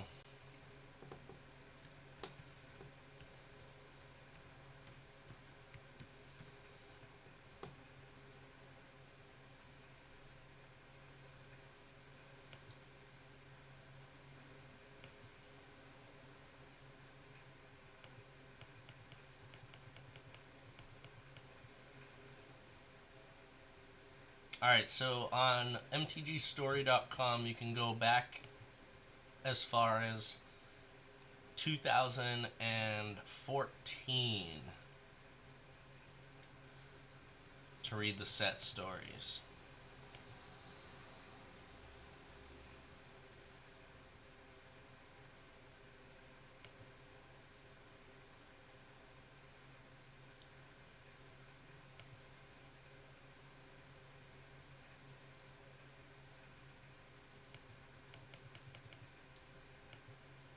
It'd be cool if you could go back earlier.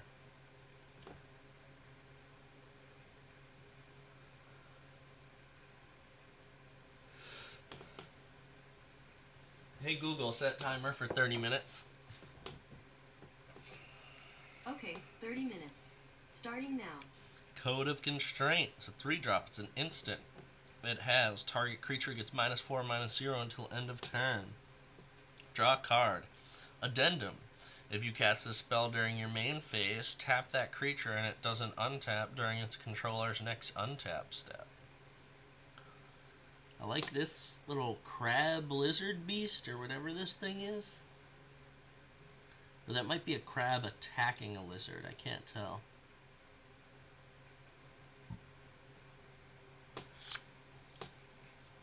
Ooh, Darkmoor Plague is a classic one. Darkmoor Plague is a 5-drop. It's a sorcery. Darkmoor Plague deals 3 damage to each creature and player. This includes your creatures and you. The tiniest cough can be deadlier than the fiercest dragon. Ooh, spooky.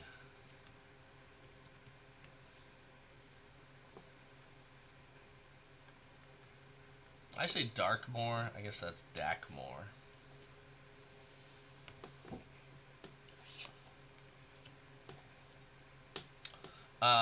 We get another Blight Beetle. Again, that's probably only our second duplicate card in the whole set, so.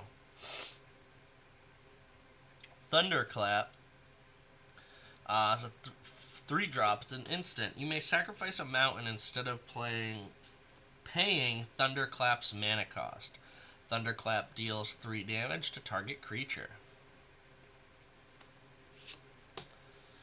Goblin Grenadiers. Is a 4-drop. It's a summon goblins. Sacrifice Goblin Grenadiers, destroy target creature and target land. Use this ability only if Goblin Grenadiers is attacking and unblocked.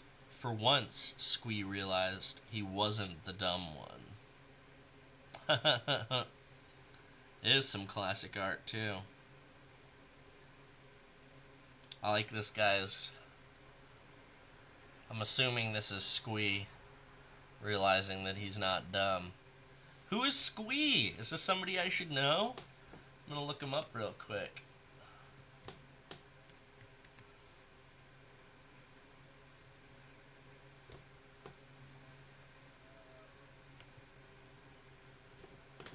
Made me think that one-eyed dude that Braden showed me the other day that was in the box. Squee is a formerly immortal goblin from Dominaria. He was cabin hand on the sky ship Weatherlight and the king of a goblin clan for a time.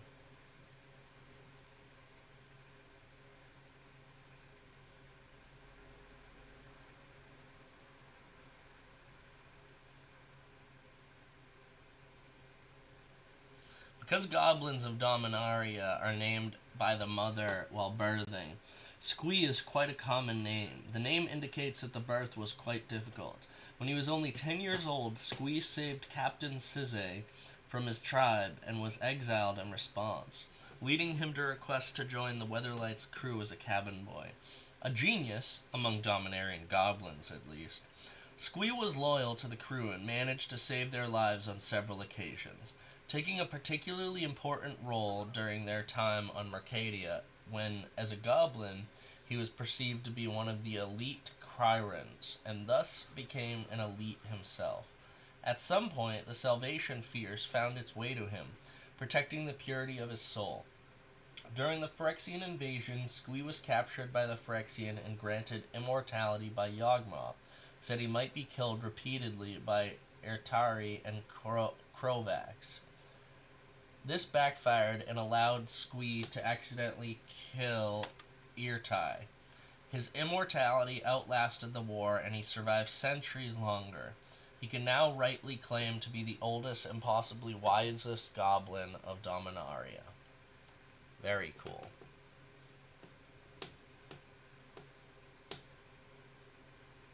What you doing, bud?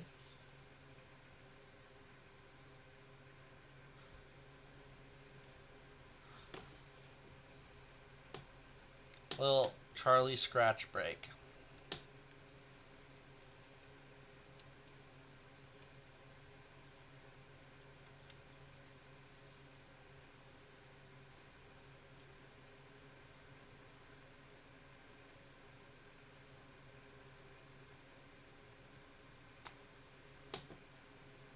Come here.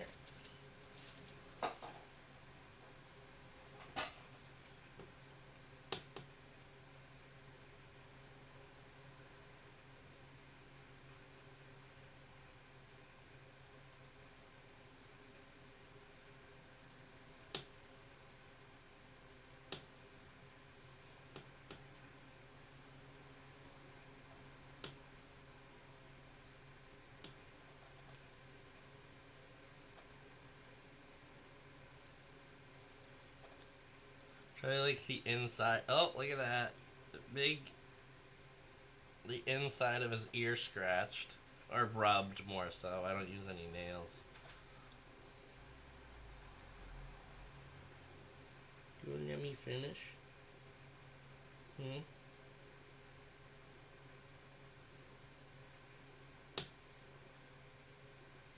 No. Escape! There you go, bud. I'm almost done.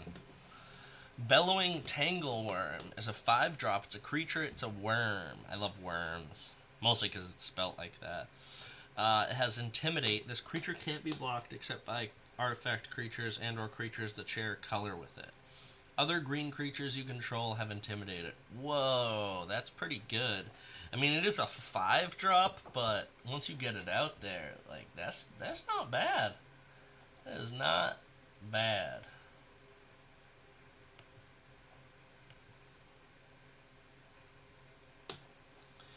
Bellowing Tangleworm.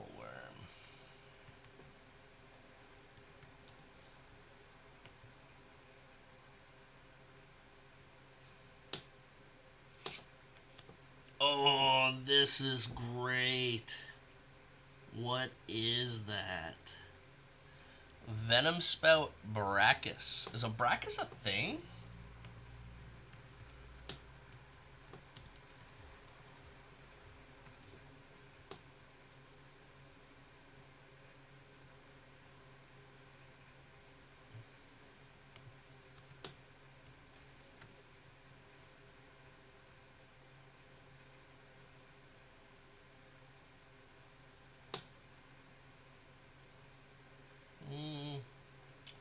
See any listings for it. Venom Spout Brachus is a creature beast. Spend 2, tap it. Venom Spout Brachus deals 5 damage to target attacking or blocking creature with flying. Nice.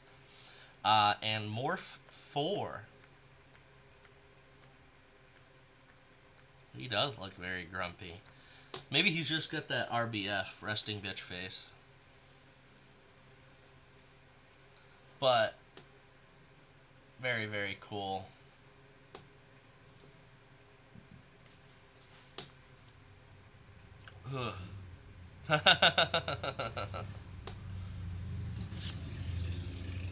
Dark Steel Ingot is a 3-drop. It's an artifact. Dark Steel Ingot. Oh, thank you, Tim. Dark Steel Ingot is a 3-drop. It's an artifact. Dark Steel Ingot is indestructible. Tap to add 1 mana of any color to your mana pool. Nice.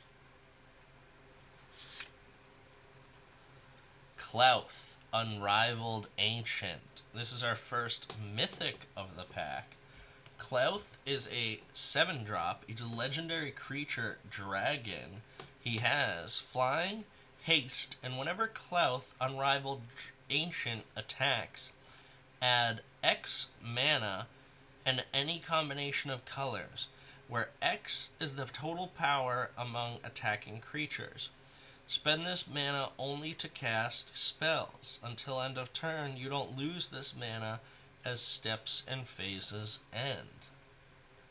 Interesting.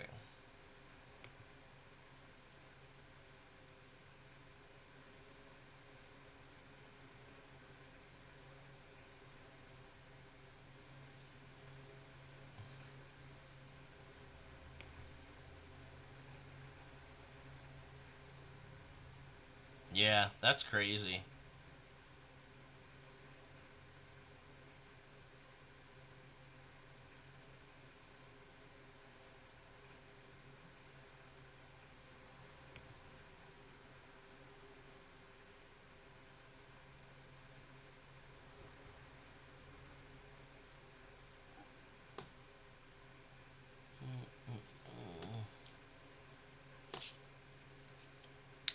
And our first mystery card, and final mystery card out of all the packs, because again, this is our final mystery booster pack, is Lavinia, Azorius Renegade.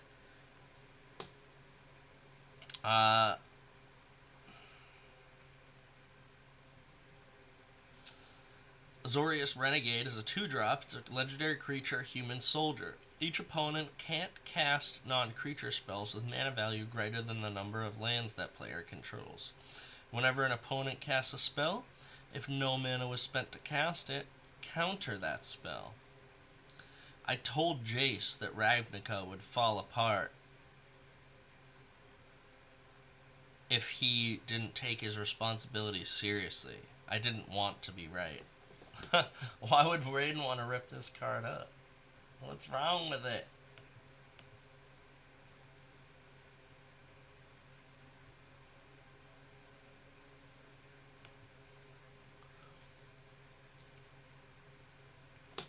Because Braden cheats or because this card cheats?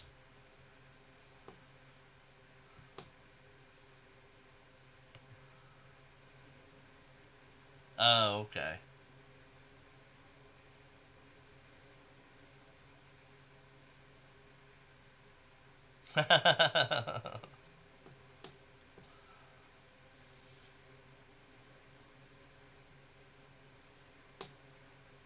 That's great. He does do that. You're right. Searching his deck for cards to put into play. Little bastard. Hear that, Talisha? He still does it. He still does it, Tim. Merchant Scroll is a 2-drop. It's a sorcery. Search your library for a blue instant card. Reveal that card, put it into your hand, then shuffle. Lat Nam wizards trade knowledge on scrolls made of magic so they can better guard against thieves and spies.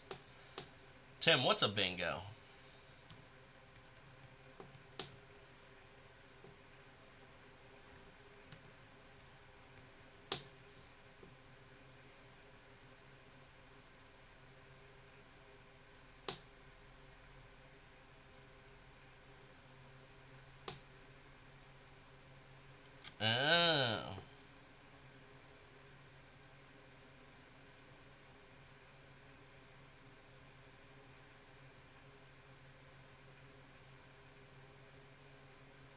Very cool.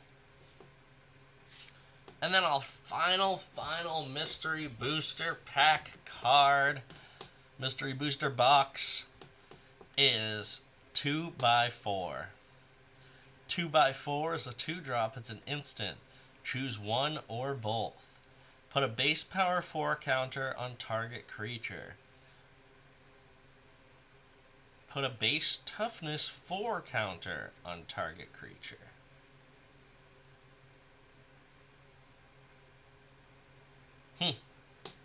Very basic.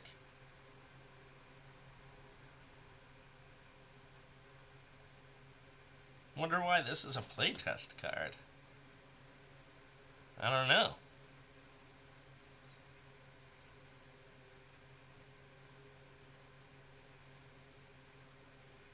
Yeah, this ability doesn't seem so outlandish. I wonder why it's a playtest card.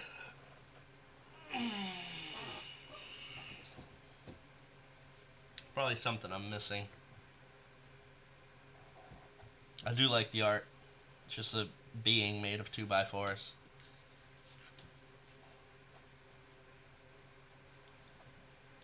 Yeah.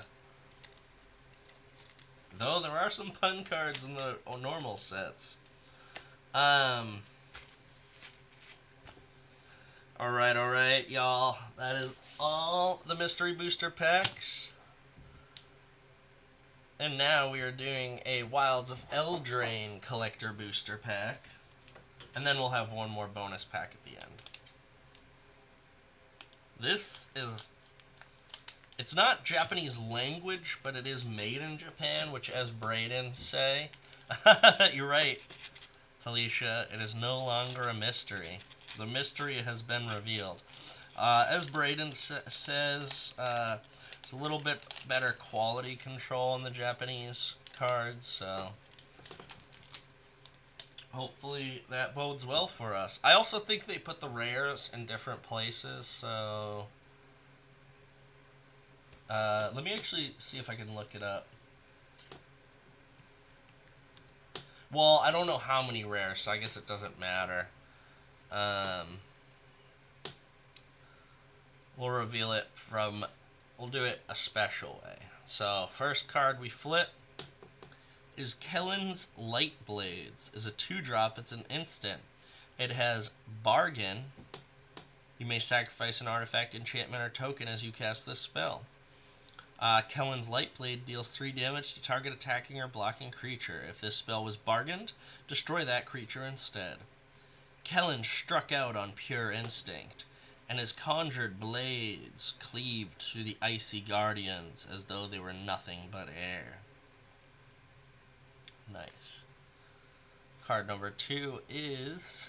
Because I'm pretty sure the rares are at the top of the pack, so that's why I'm doing this backwards. Crabby Giant. Crabby Giant... Oh, nope. So first you cast this as That's Mine, which is a 2-drop. It's an instant adventure. Create a treasure token. Then exile this card. You may cast a creature card later from exile. And the creature card is Crabby Giant, or Grabby Giant, excuse me. It's a 4-drop, it's a creature, it's a giant. It has reach and spend 3. Sacrifice an artifact or land, then draw a card.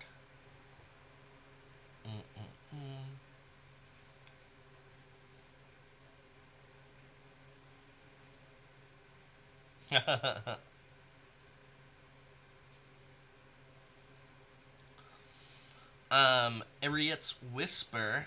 Ariet's Whisper is a 4-drop. It's a sorcery. Target opponent discards 2 cards. Create a Wicked Roll token attached up to 2 target creatures you control. If you control another roll on it, put that one into the graveyard. Enchanted creature gets +1/+1. When this aura is put into the graveyard, each opponent loses 1 life. I really like the art on this one, and it really pops in foil. It's hard to... Again, I'm always sad because it's hard to convey in the camera, but...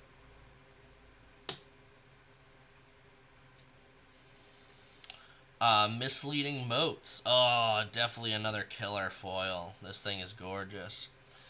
Misleading Motes is a 4-drop. It's an instant. Target creature's owner puts puts it on the top or bottom of their library. Yarvis was almost certain he'd seen the same tree an hour ago. But then again, didn't all trees look alike? Racist. He shelved his doubts and followed the friendly twinkling motes deeper into the forest.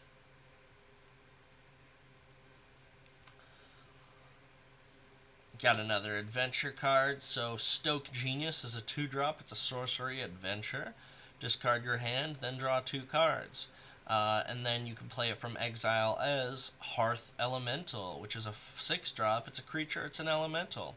This spell costs X less to cast, where X is the number of cards in your graveyard that are instant cards, sorcery cards, and or have an adventure. I'm going on an adventure, as Bilbo said. Stroke of Midnight. Stroke of Midnight is a 3-drop. It's an instant. Destroy target non-land permanent. Its controller creates a 1/1 white human creature token. The assembled partygoers fell silent and stared. As the helmet came to a clattering stop, the only sound was Ash's distant footsteps.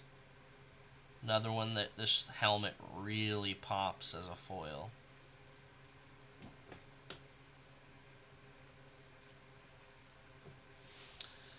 Ooh, Two-Headed Giant. So Twice the Rage is a 2-drop. It's an instant adventure.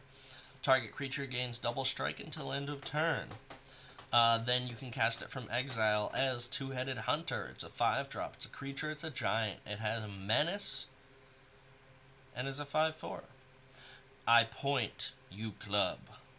That's great. What are you doing, Charlie? Ooh, nice plains. That's a gorgeous card.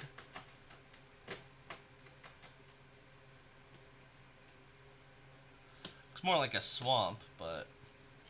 Ooh, extended art. Ground Seal. Ground Seal is a 2-drop. It's a enchantment. When Ground Seal enters the battlefield, draw a card. Cards in graveyards. The collector booster packs, which these are, I think they come with like 12 foil cards or something. I forget what the number is. Actually, it says it right on the pack. Yeah, it includes 10 to 12 traditional foil cards. Yeah, so most of the cards in here, and then you're more likely in these collector booster packs to get, you get a higher percentage of rares, which is, oh, you're guaranteed 5 cards of rarity or higher. And you're more likely to get these, like, alternate border cards as well. When Ground Seal enters the battlefield, draw a card. Cards in the graveyard can't be the targets of spells or abilities. They laid her to rest in the wilds, in a sacred place beyond the reach of nightmares or machines. The nameless night of summer. Yeah, this thing's... just art-wise, I don't know if it's a good card, but... it's a very cool art, I would say.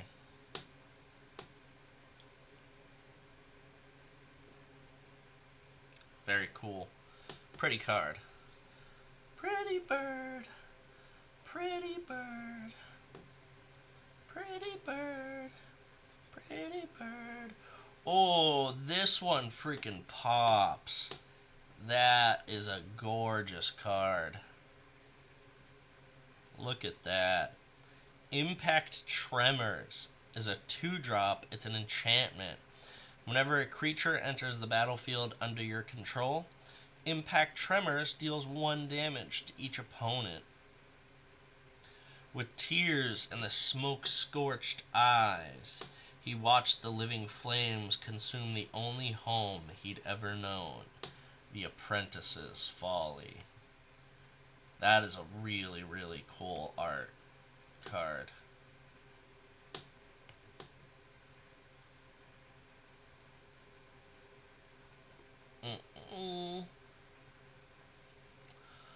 First rare of the pack is Can't Wake Up, which is 2-drop.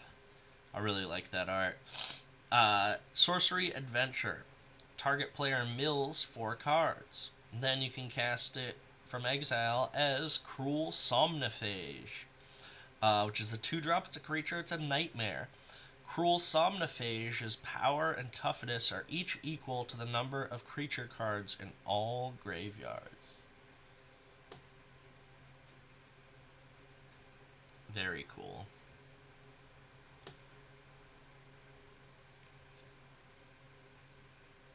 What's a deadly card, Tim?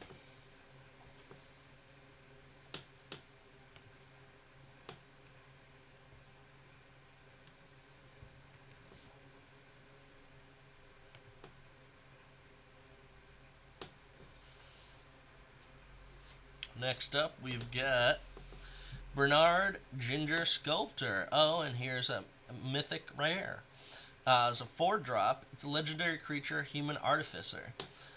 Each creature you control that's a food or a golem gets +2/+2 and has trample. Whenever another non-token creature you control dies, you may exile it. If you do, create a token that's a copy of that creature, except it's a 1/1 food golem artifact creature in addition to its other types, and it has spend 2, sacrifice this artifact, you gain 3 life. Brent, this is Wilds of Eldraine, which Tim can probably explain it better, but I believe this is about like Brothers Grimm fairy tales kind of thing is the theme of this set, if I'm not mistaken.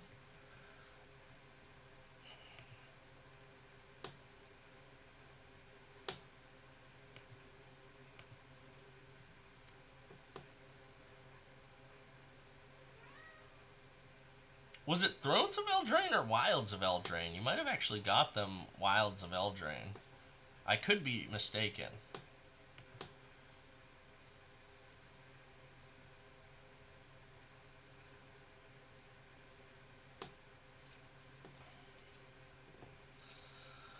Our next one is Kellen the Fey-Blooded. Is a 3-drop. It's a legendary creature, human fairy. Wait, sorry. Nope. Wait. Oh, this one you don't exile first. Weird. So as double strike, other creatures you control get a +1/+0 for each aura and equipment attached to Kellen the Fey-Blooded. This is Shazam. He does look like Shazam. Also, hi, Elsa. Birthright Boon is a 2-drop. It's Sorcery Adventure. Search your library for an aura or equipment card, reveal it, put it into your hand, then shuffle.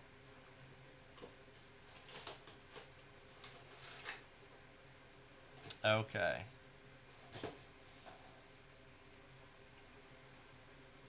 So it just doesn't have, I think it doesn't have enough room in there to put the extra text. But I was assuming that's always how those worked.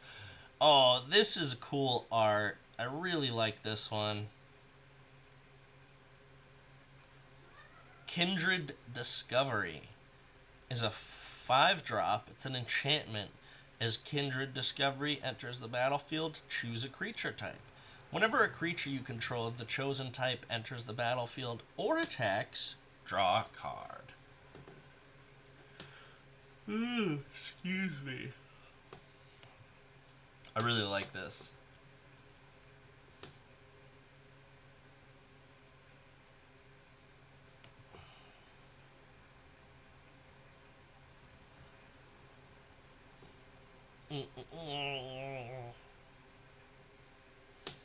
And then final card of this pack. I thought, what? Oh my god. Oh my god. Oh my god. Oh my god. Oh my god. Oh my god. I thought, for some reason, I thought Doubling Season was only in, the the freaking Commander Masters. That's why I opened that pack, was because I wanted doubling season. I cannot freaking see. This makes up for them friggin' banning Mana Crypt today. Like, what the F? What the actual F? I cannot. Oh my god, y'all. Oh my god. I think in my excitement I might have leaked a little, so make sure I didn't. I don't think I got any on here, but oh my god, y'all. Oh my god. Oh my god.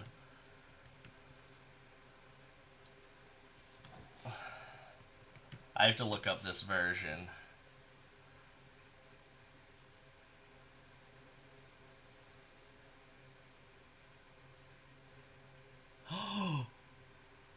Dudes.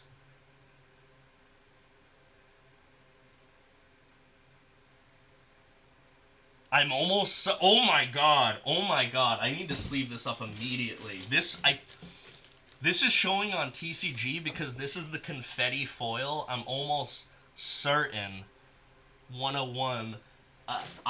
This is an over $200 card. This is crazy, y'all. This is crazy. Hey Google, shut up. No problem. The 30-minute one, which is up now on Living Oh Room my Theater. god, y'all. Cancel. Oh my god. Oh my god.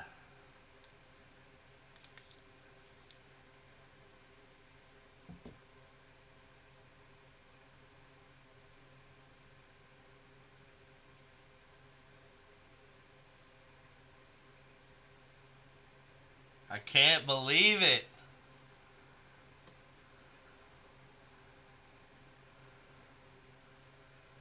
This is definitely the confetti foil. I don't know if it shows in the... Or I don't know what the difference is. Like, if you can see that. It's, like, speckled. Woo! Oh, man. Oh, man. Oh, man. I don't know how to tell if this is the highest value one. I'm assuming it is. And it's only gone up.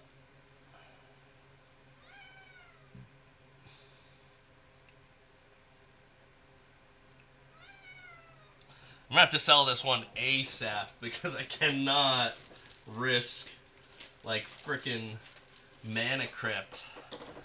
This card getting banned. Oh my god. This card right here just covered the entire cost of this frickin' box right here. But the thing is, with all the other pulls, I've 100% already met the value of this box. So this was an excellent investment. Oh my god. I need a second to just like... Oh man. Oh man. That is crazy. I need to scan this into the app right now. Actually, I don't know if it'll scan because it's in the sleeve, but...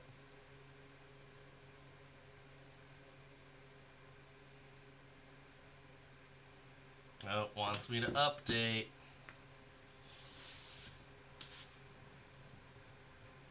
And also, I'm kind of glad that I did the thing backwards, so that I... Is that a fingerprint on there? I can't tell.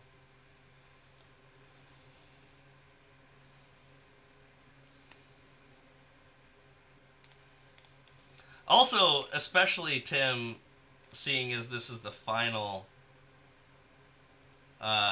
stream for this box.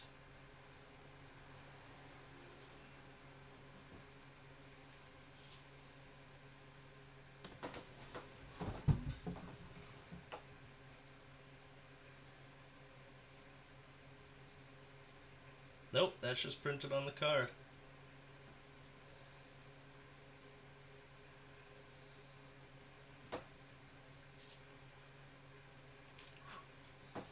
actually get another sleeve.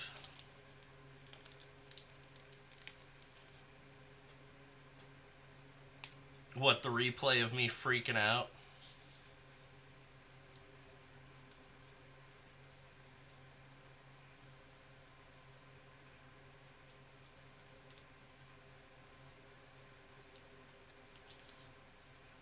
Oh my god.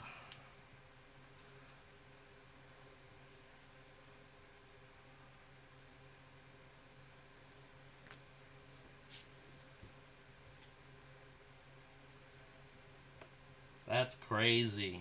That is such a crazy card.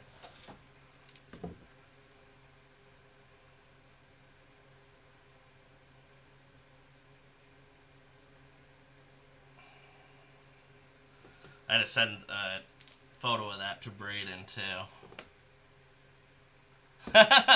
Thanks. Thanks, Brent. Number 101.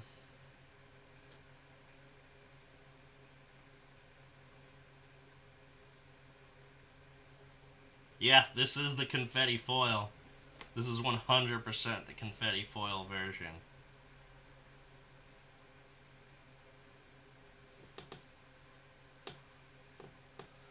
Oh my god, y'all. I can't, because it's in the sleeve, I can't get a good photo of it. I'm just going to take a screenshot of the card.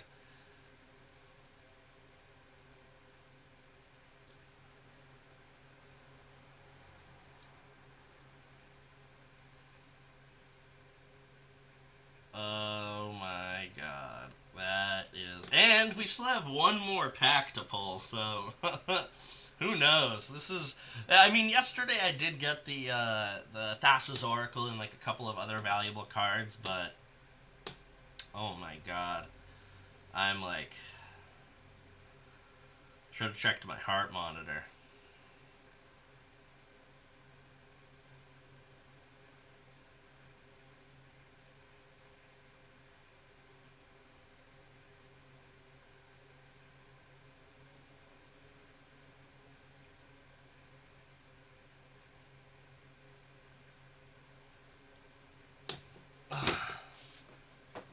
Yeah, you did, Brent. You did. And Elsa. Both of you. Oh, I actually have to... I'm going to throw this right in my binder. Right away. Right away. I might even, just to be a dick, put it on top of... Oh, wait, where is my binder? I gotta clean up over here. This is a frickin' mess. No, Charlie, you can't go in that drawer. I know you want to so bad. I know you want to so bad. But...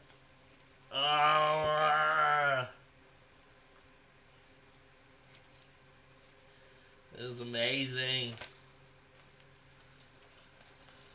It's gonna go on the same page as Mana Crypt, even though I'm pretty sure that's all Ixalan, but... Oh no, this is all full. So...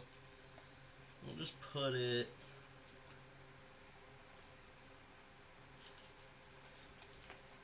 You know what, you get your own page.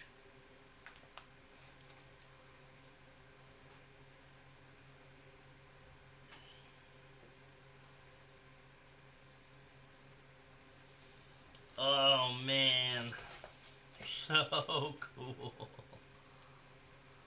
So cool. What are you doing, Charlie? Are you excited too? We got the golden goose. Oh man. Oh man, that's crazy. Very, very... I see, and what I was saying too is this weekend I'm gonna scan in and organize all of my cards. So I'm gonna kind of be excited to see what my entire collection is worth. I'm not gonna scan in the uncommons, so I'm gonna have like Braden or somebody help me go through all the uncommons at some point too, because I know there's a little bit of value in there as well. I gotta get my seltzer before it explodes.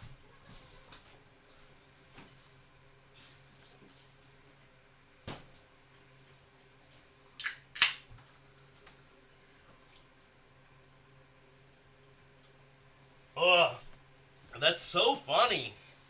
Because I saved the Wilds of Eldraine for last because I didn't think it had as valuable cards in it. And of course, on the day that they nerf... Charlie, what are you doing?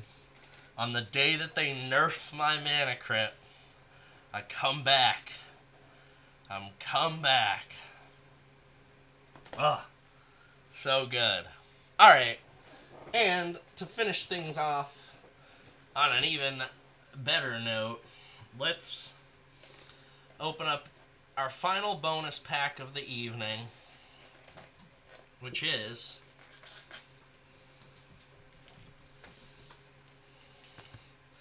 do a nice Modern Horizons 3. See if, you know, maybe we pull another Ocelot Pride, and specifically the art that I wanted. So I can sell the lesser one and keep one for me. Yeah, there are a ton of fetch lands in here. I'm pretty sure I have the whole set. Because I got 2... I might have gotten 3 gift boxes. 2 or 3 gift boxes of Modern Horizons 3. And I think I bought a collector booster box. Jesus, Charlie. And this is an American pack, so everything is in the normal order. Woo!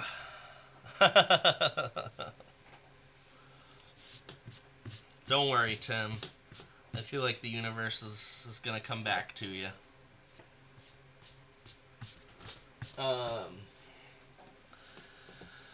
Alright, so right off the bat, we got Sage of the Unknowable. I think I might have pulled one of these, but we'll go over it really quick. It's a 2-drop, it's a creature, it's a human wizard. It has tap to add a waste mana. Spend this mana only to cast a colorless spell or to activate an ability. Someday we will walk the blind eternities and see the truths that lie beyond the stifling veil of reality.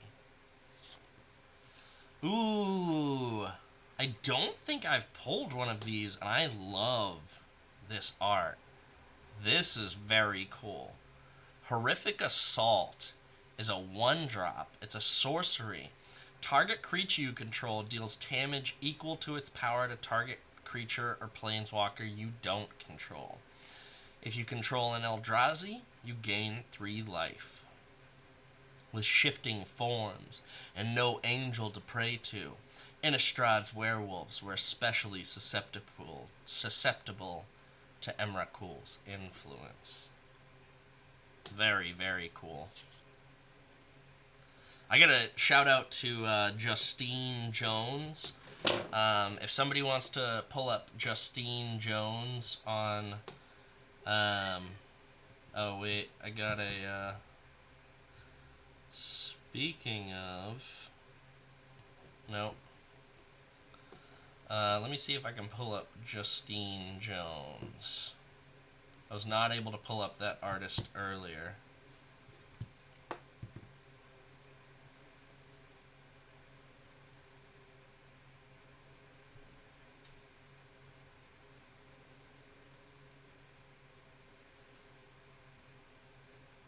Oh, I'm already following them, of course. I probably saw another card from them.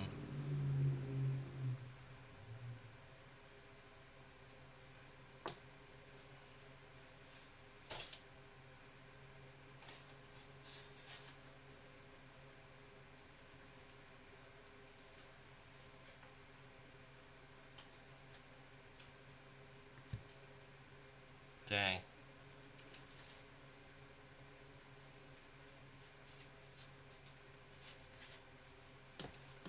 What are you doing over there, Charlie? Oh no, oh no, oh no. Charlie. He's going after your art, Elsa. I think he was actually going after the Dunkin' Donuts bag you left on the table. Yeah, check out, anyone check out this artist on Instagram. Their name is Justine Jones. Very, very cool art. Highly, highly suggest. I already follow them. Charlie! Stop it! Hey! I want to throw this in the other trash bin.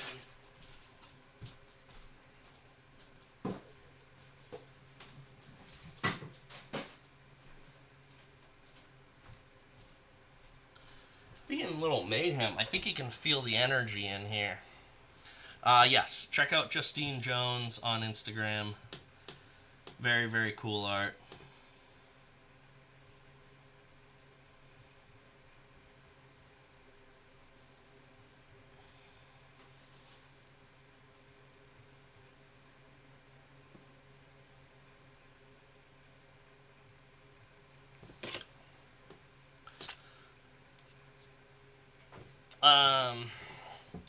Eviscerator's Insight is a 2-drop. It's an instant. As an additional cost to cast this spell, sacrifice an artifact or a creature. Draw 2 cards. Flashback cost is 5. We're all just the sum of our parts. This one makes me think of the Kiss Elsa every time I see this card. Don't you think? Oh, here's oh, this is how we found Justine Jones. Elsa, you already know about Justine Jones. This is how we found them originally. It was from this card.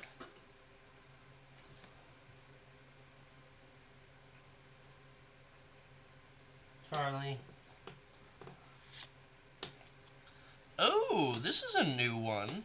Unfathomable Truths is a 5-drop. It's an instant. Has Devoid and draw 3 cards and create a 0/1 colorless Eldrazi spawn creature token with sacrifice this creature, add 1 waste mana. Maybe we're all just figments of Kozilek's imagination. Anawan, the Ruined Sage. That's very cool art as well. Shout out Drew Tucker. Perilous Landscape is a land. It has tap to add a waste mana, or tap to sacrifice Perilous Landscape, search your library for a basic land, island, mountain, or plains card, put it into the battlefield tapped, then shuffle. Cycling for 3. Ral, the Implicit Maze is a 5-drop. Its first ability is Ral in the Implicit Maze deals 2 damage to each creature and planeswalker your opponents control.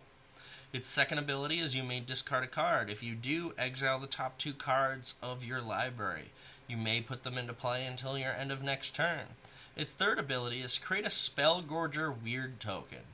It's a 3-drop, 2/2 weird creature with whenever you cast a non-creature spell, put a +1/+1 counter on Spellgorger Weird. Very cool. Envoy of the Ancestors is a 3-drop. It's a creature. It's a human cleric. It has Outlast 1. And modified creatures you control have lifelink. No Abzan has ever stood alone. Planar Genesis is a 2-drop. It's an instant. Look at the top 4 cards of your library. You may put a land card from among them onto the battlefield tapped. If you don't, put a card from among them into your hand. Put the rest into the bottom of your library in a random order. Out of nothing, something was born. Ooh, look at this. Ruby Medallion. Our first rare of the pack. Ruby Medallion is an artifact. Red spells you cast cost 1 less to cast. Interesting. Yeah, this card is gorgeous. Really digging this one. Some reason I can't find this version on the interwebs. Let me scan it real quick.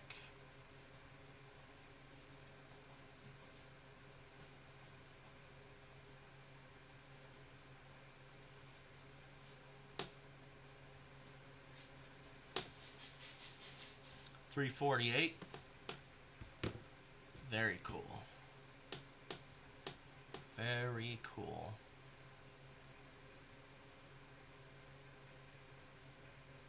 Shout out to Martina Pilsarova.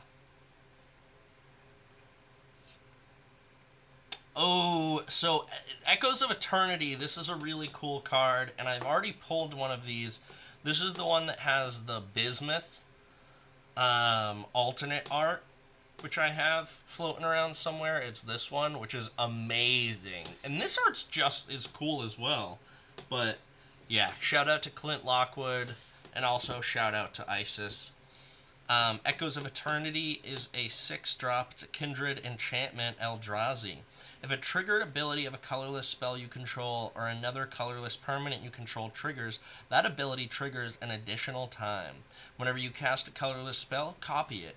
You may choose new targets for the copy. A copy of a permanent spell becomes a token. Galvanic Discharge, we've already pulled lots of these. Got a Forest, and then just a double-sided card Proxy. So, not a bad pack. Definitely not a bad pack.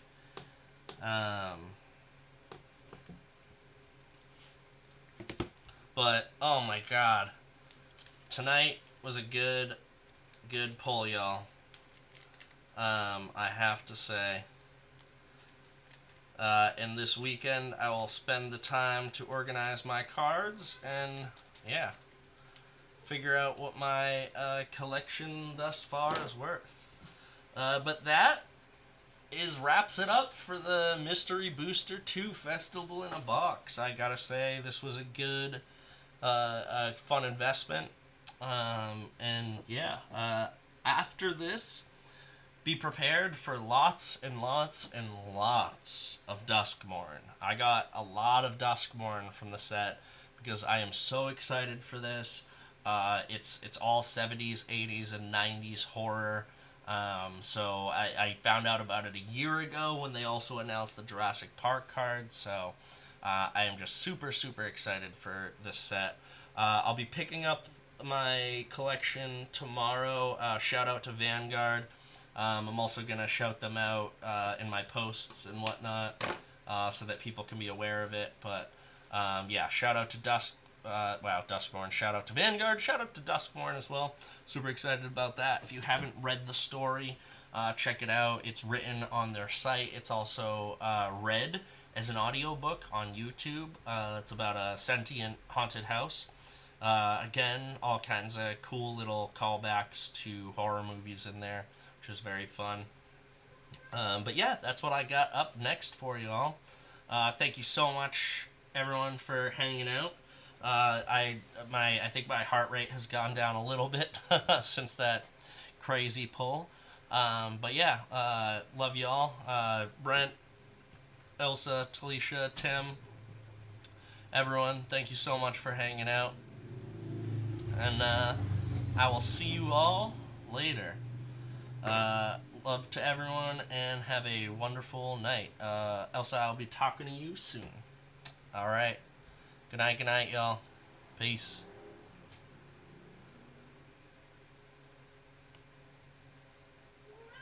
What? Are you saying bye, Charlie? Charlie says bye as well.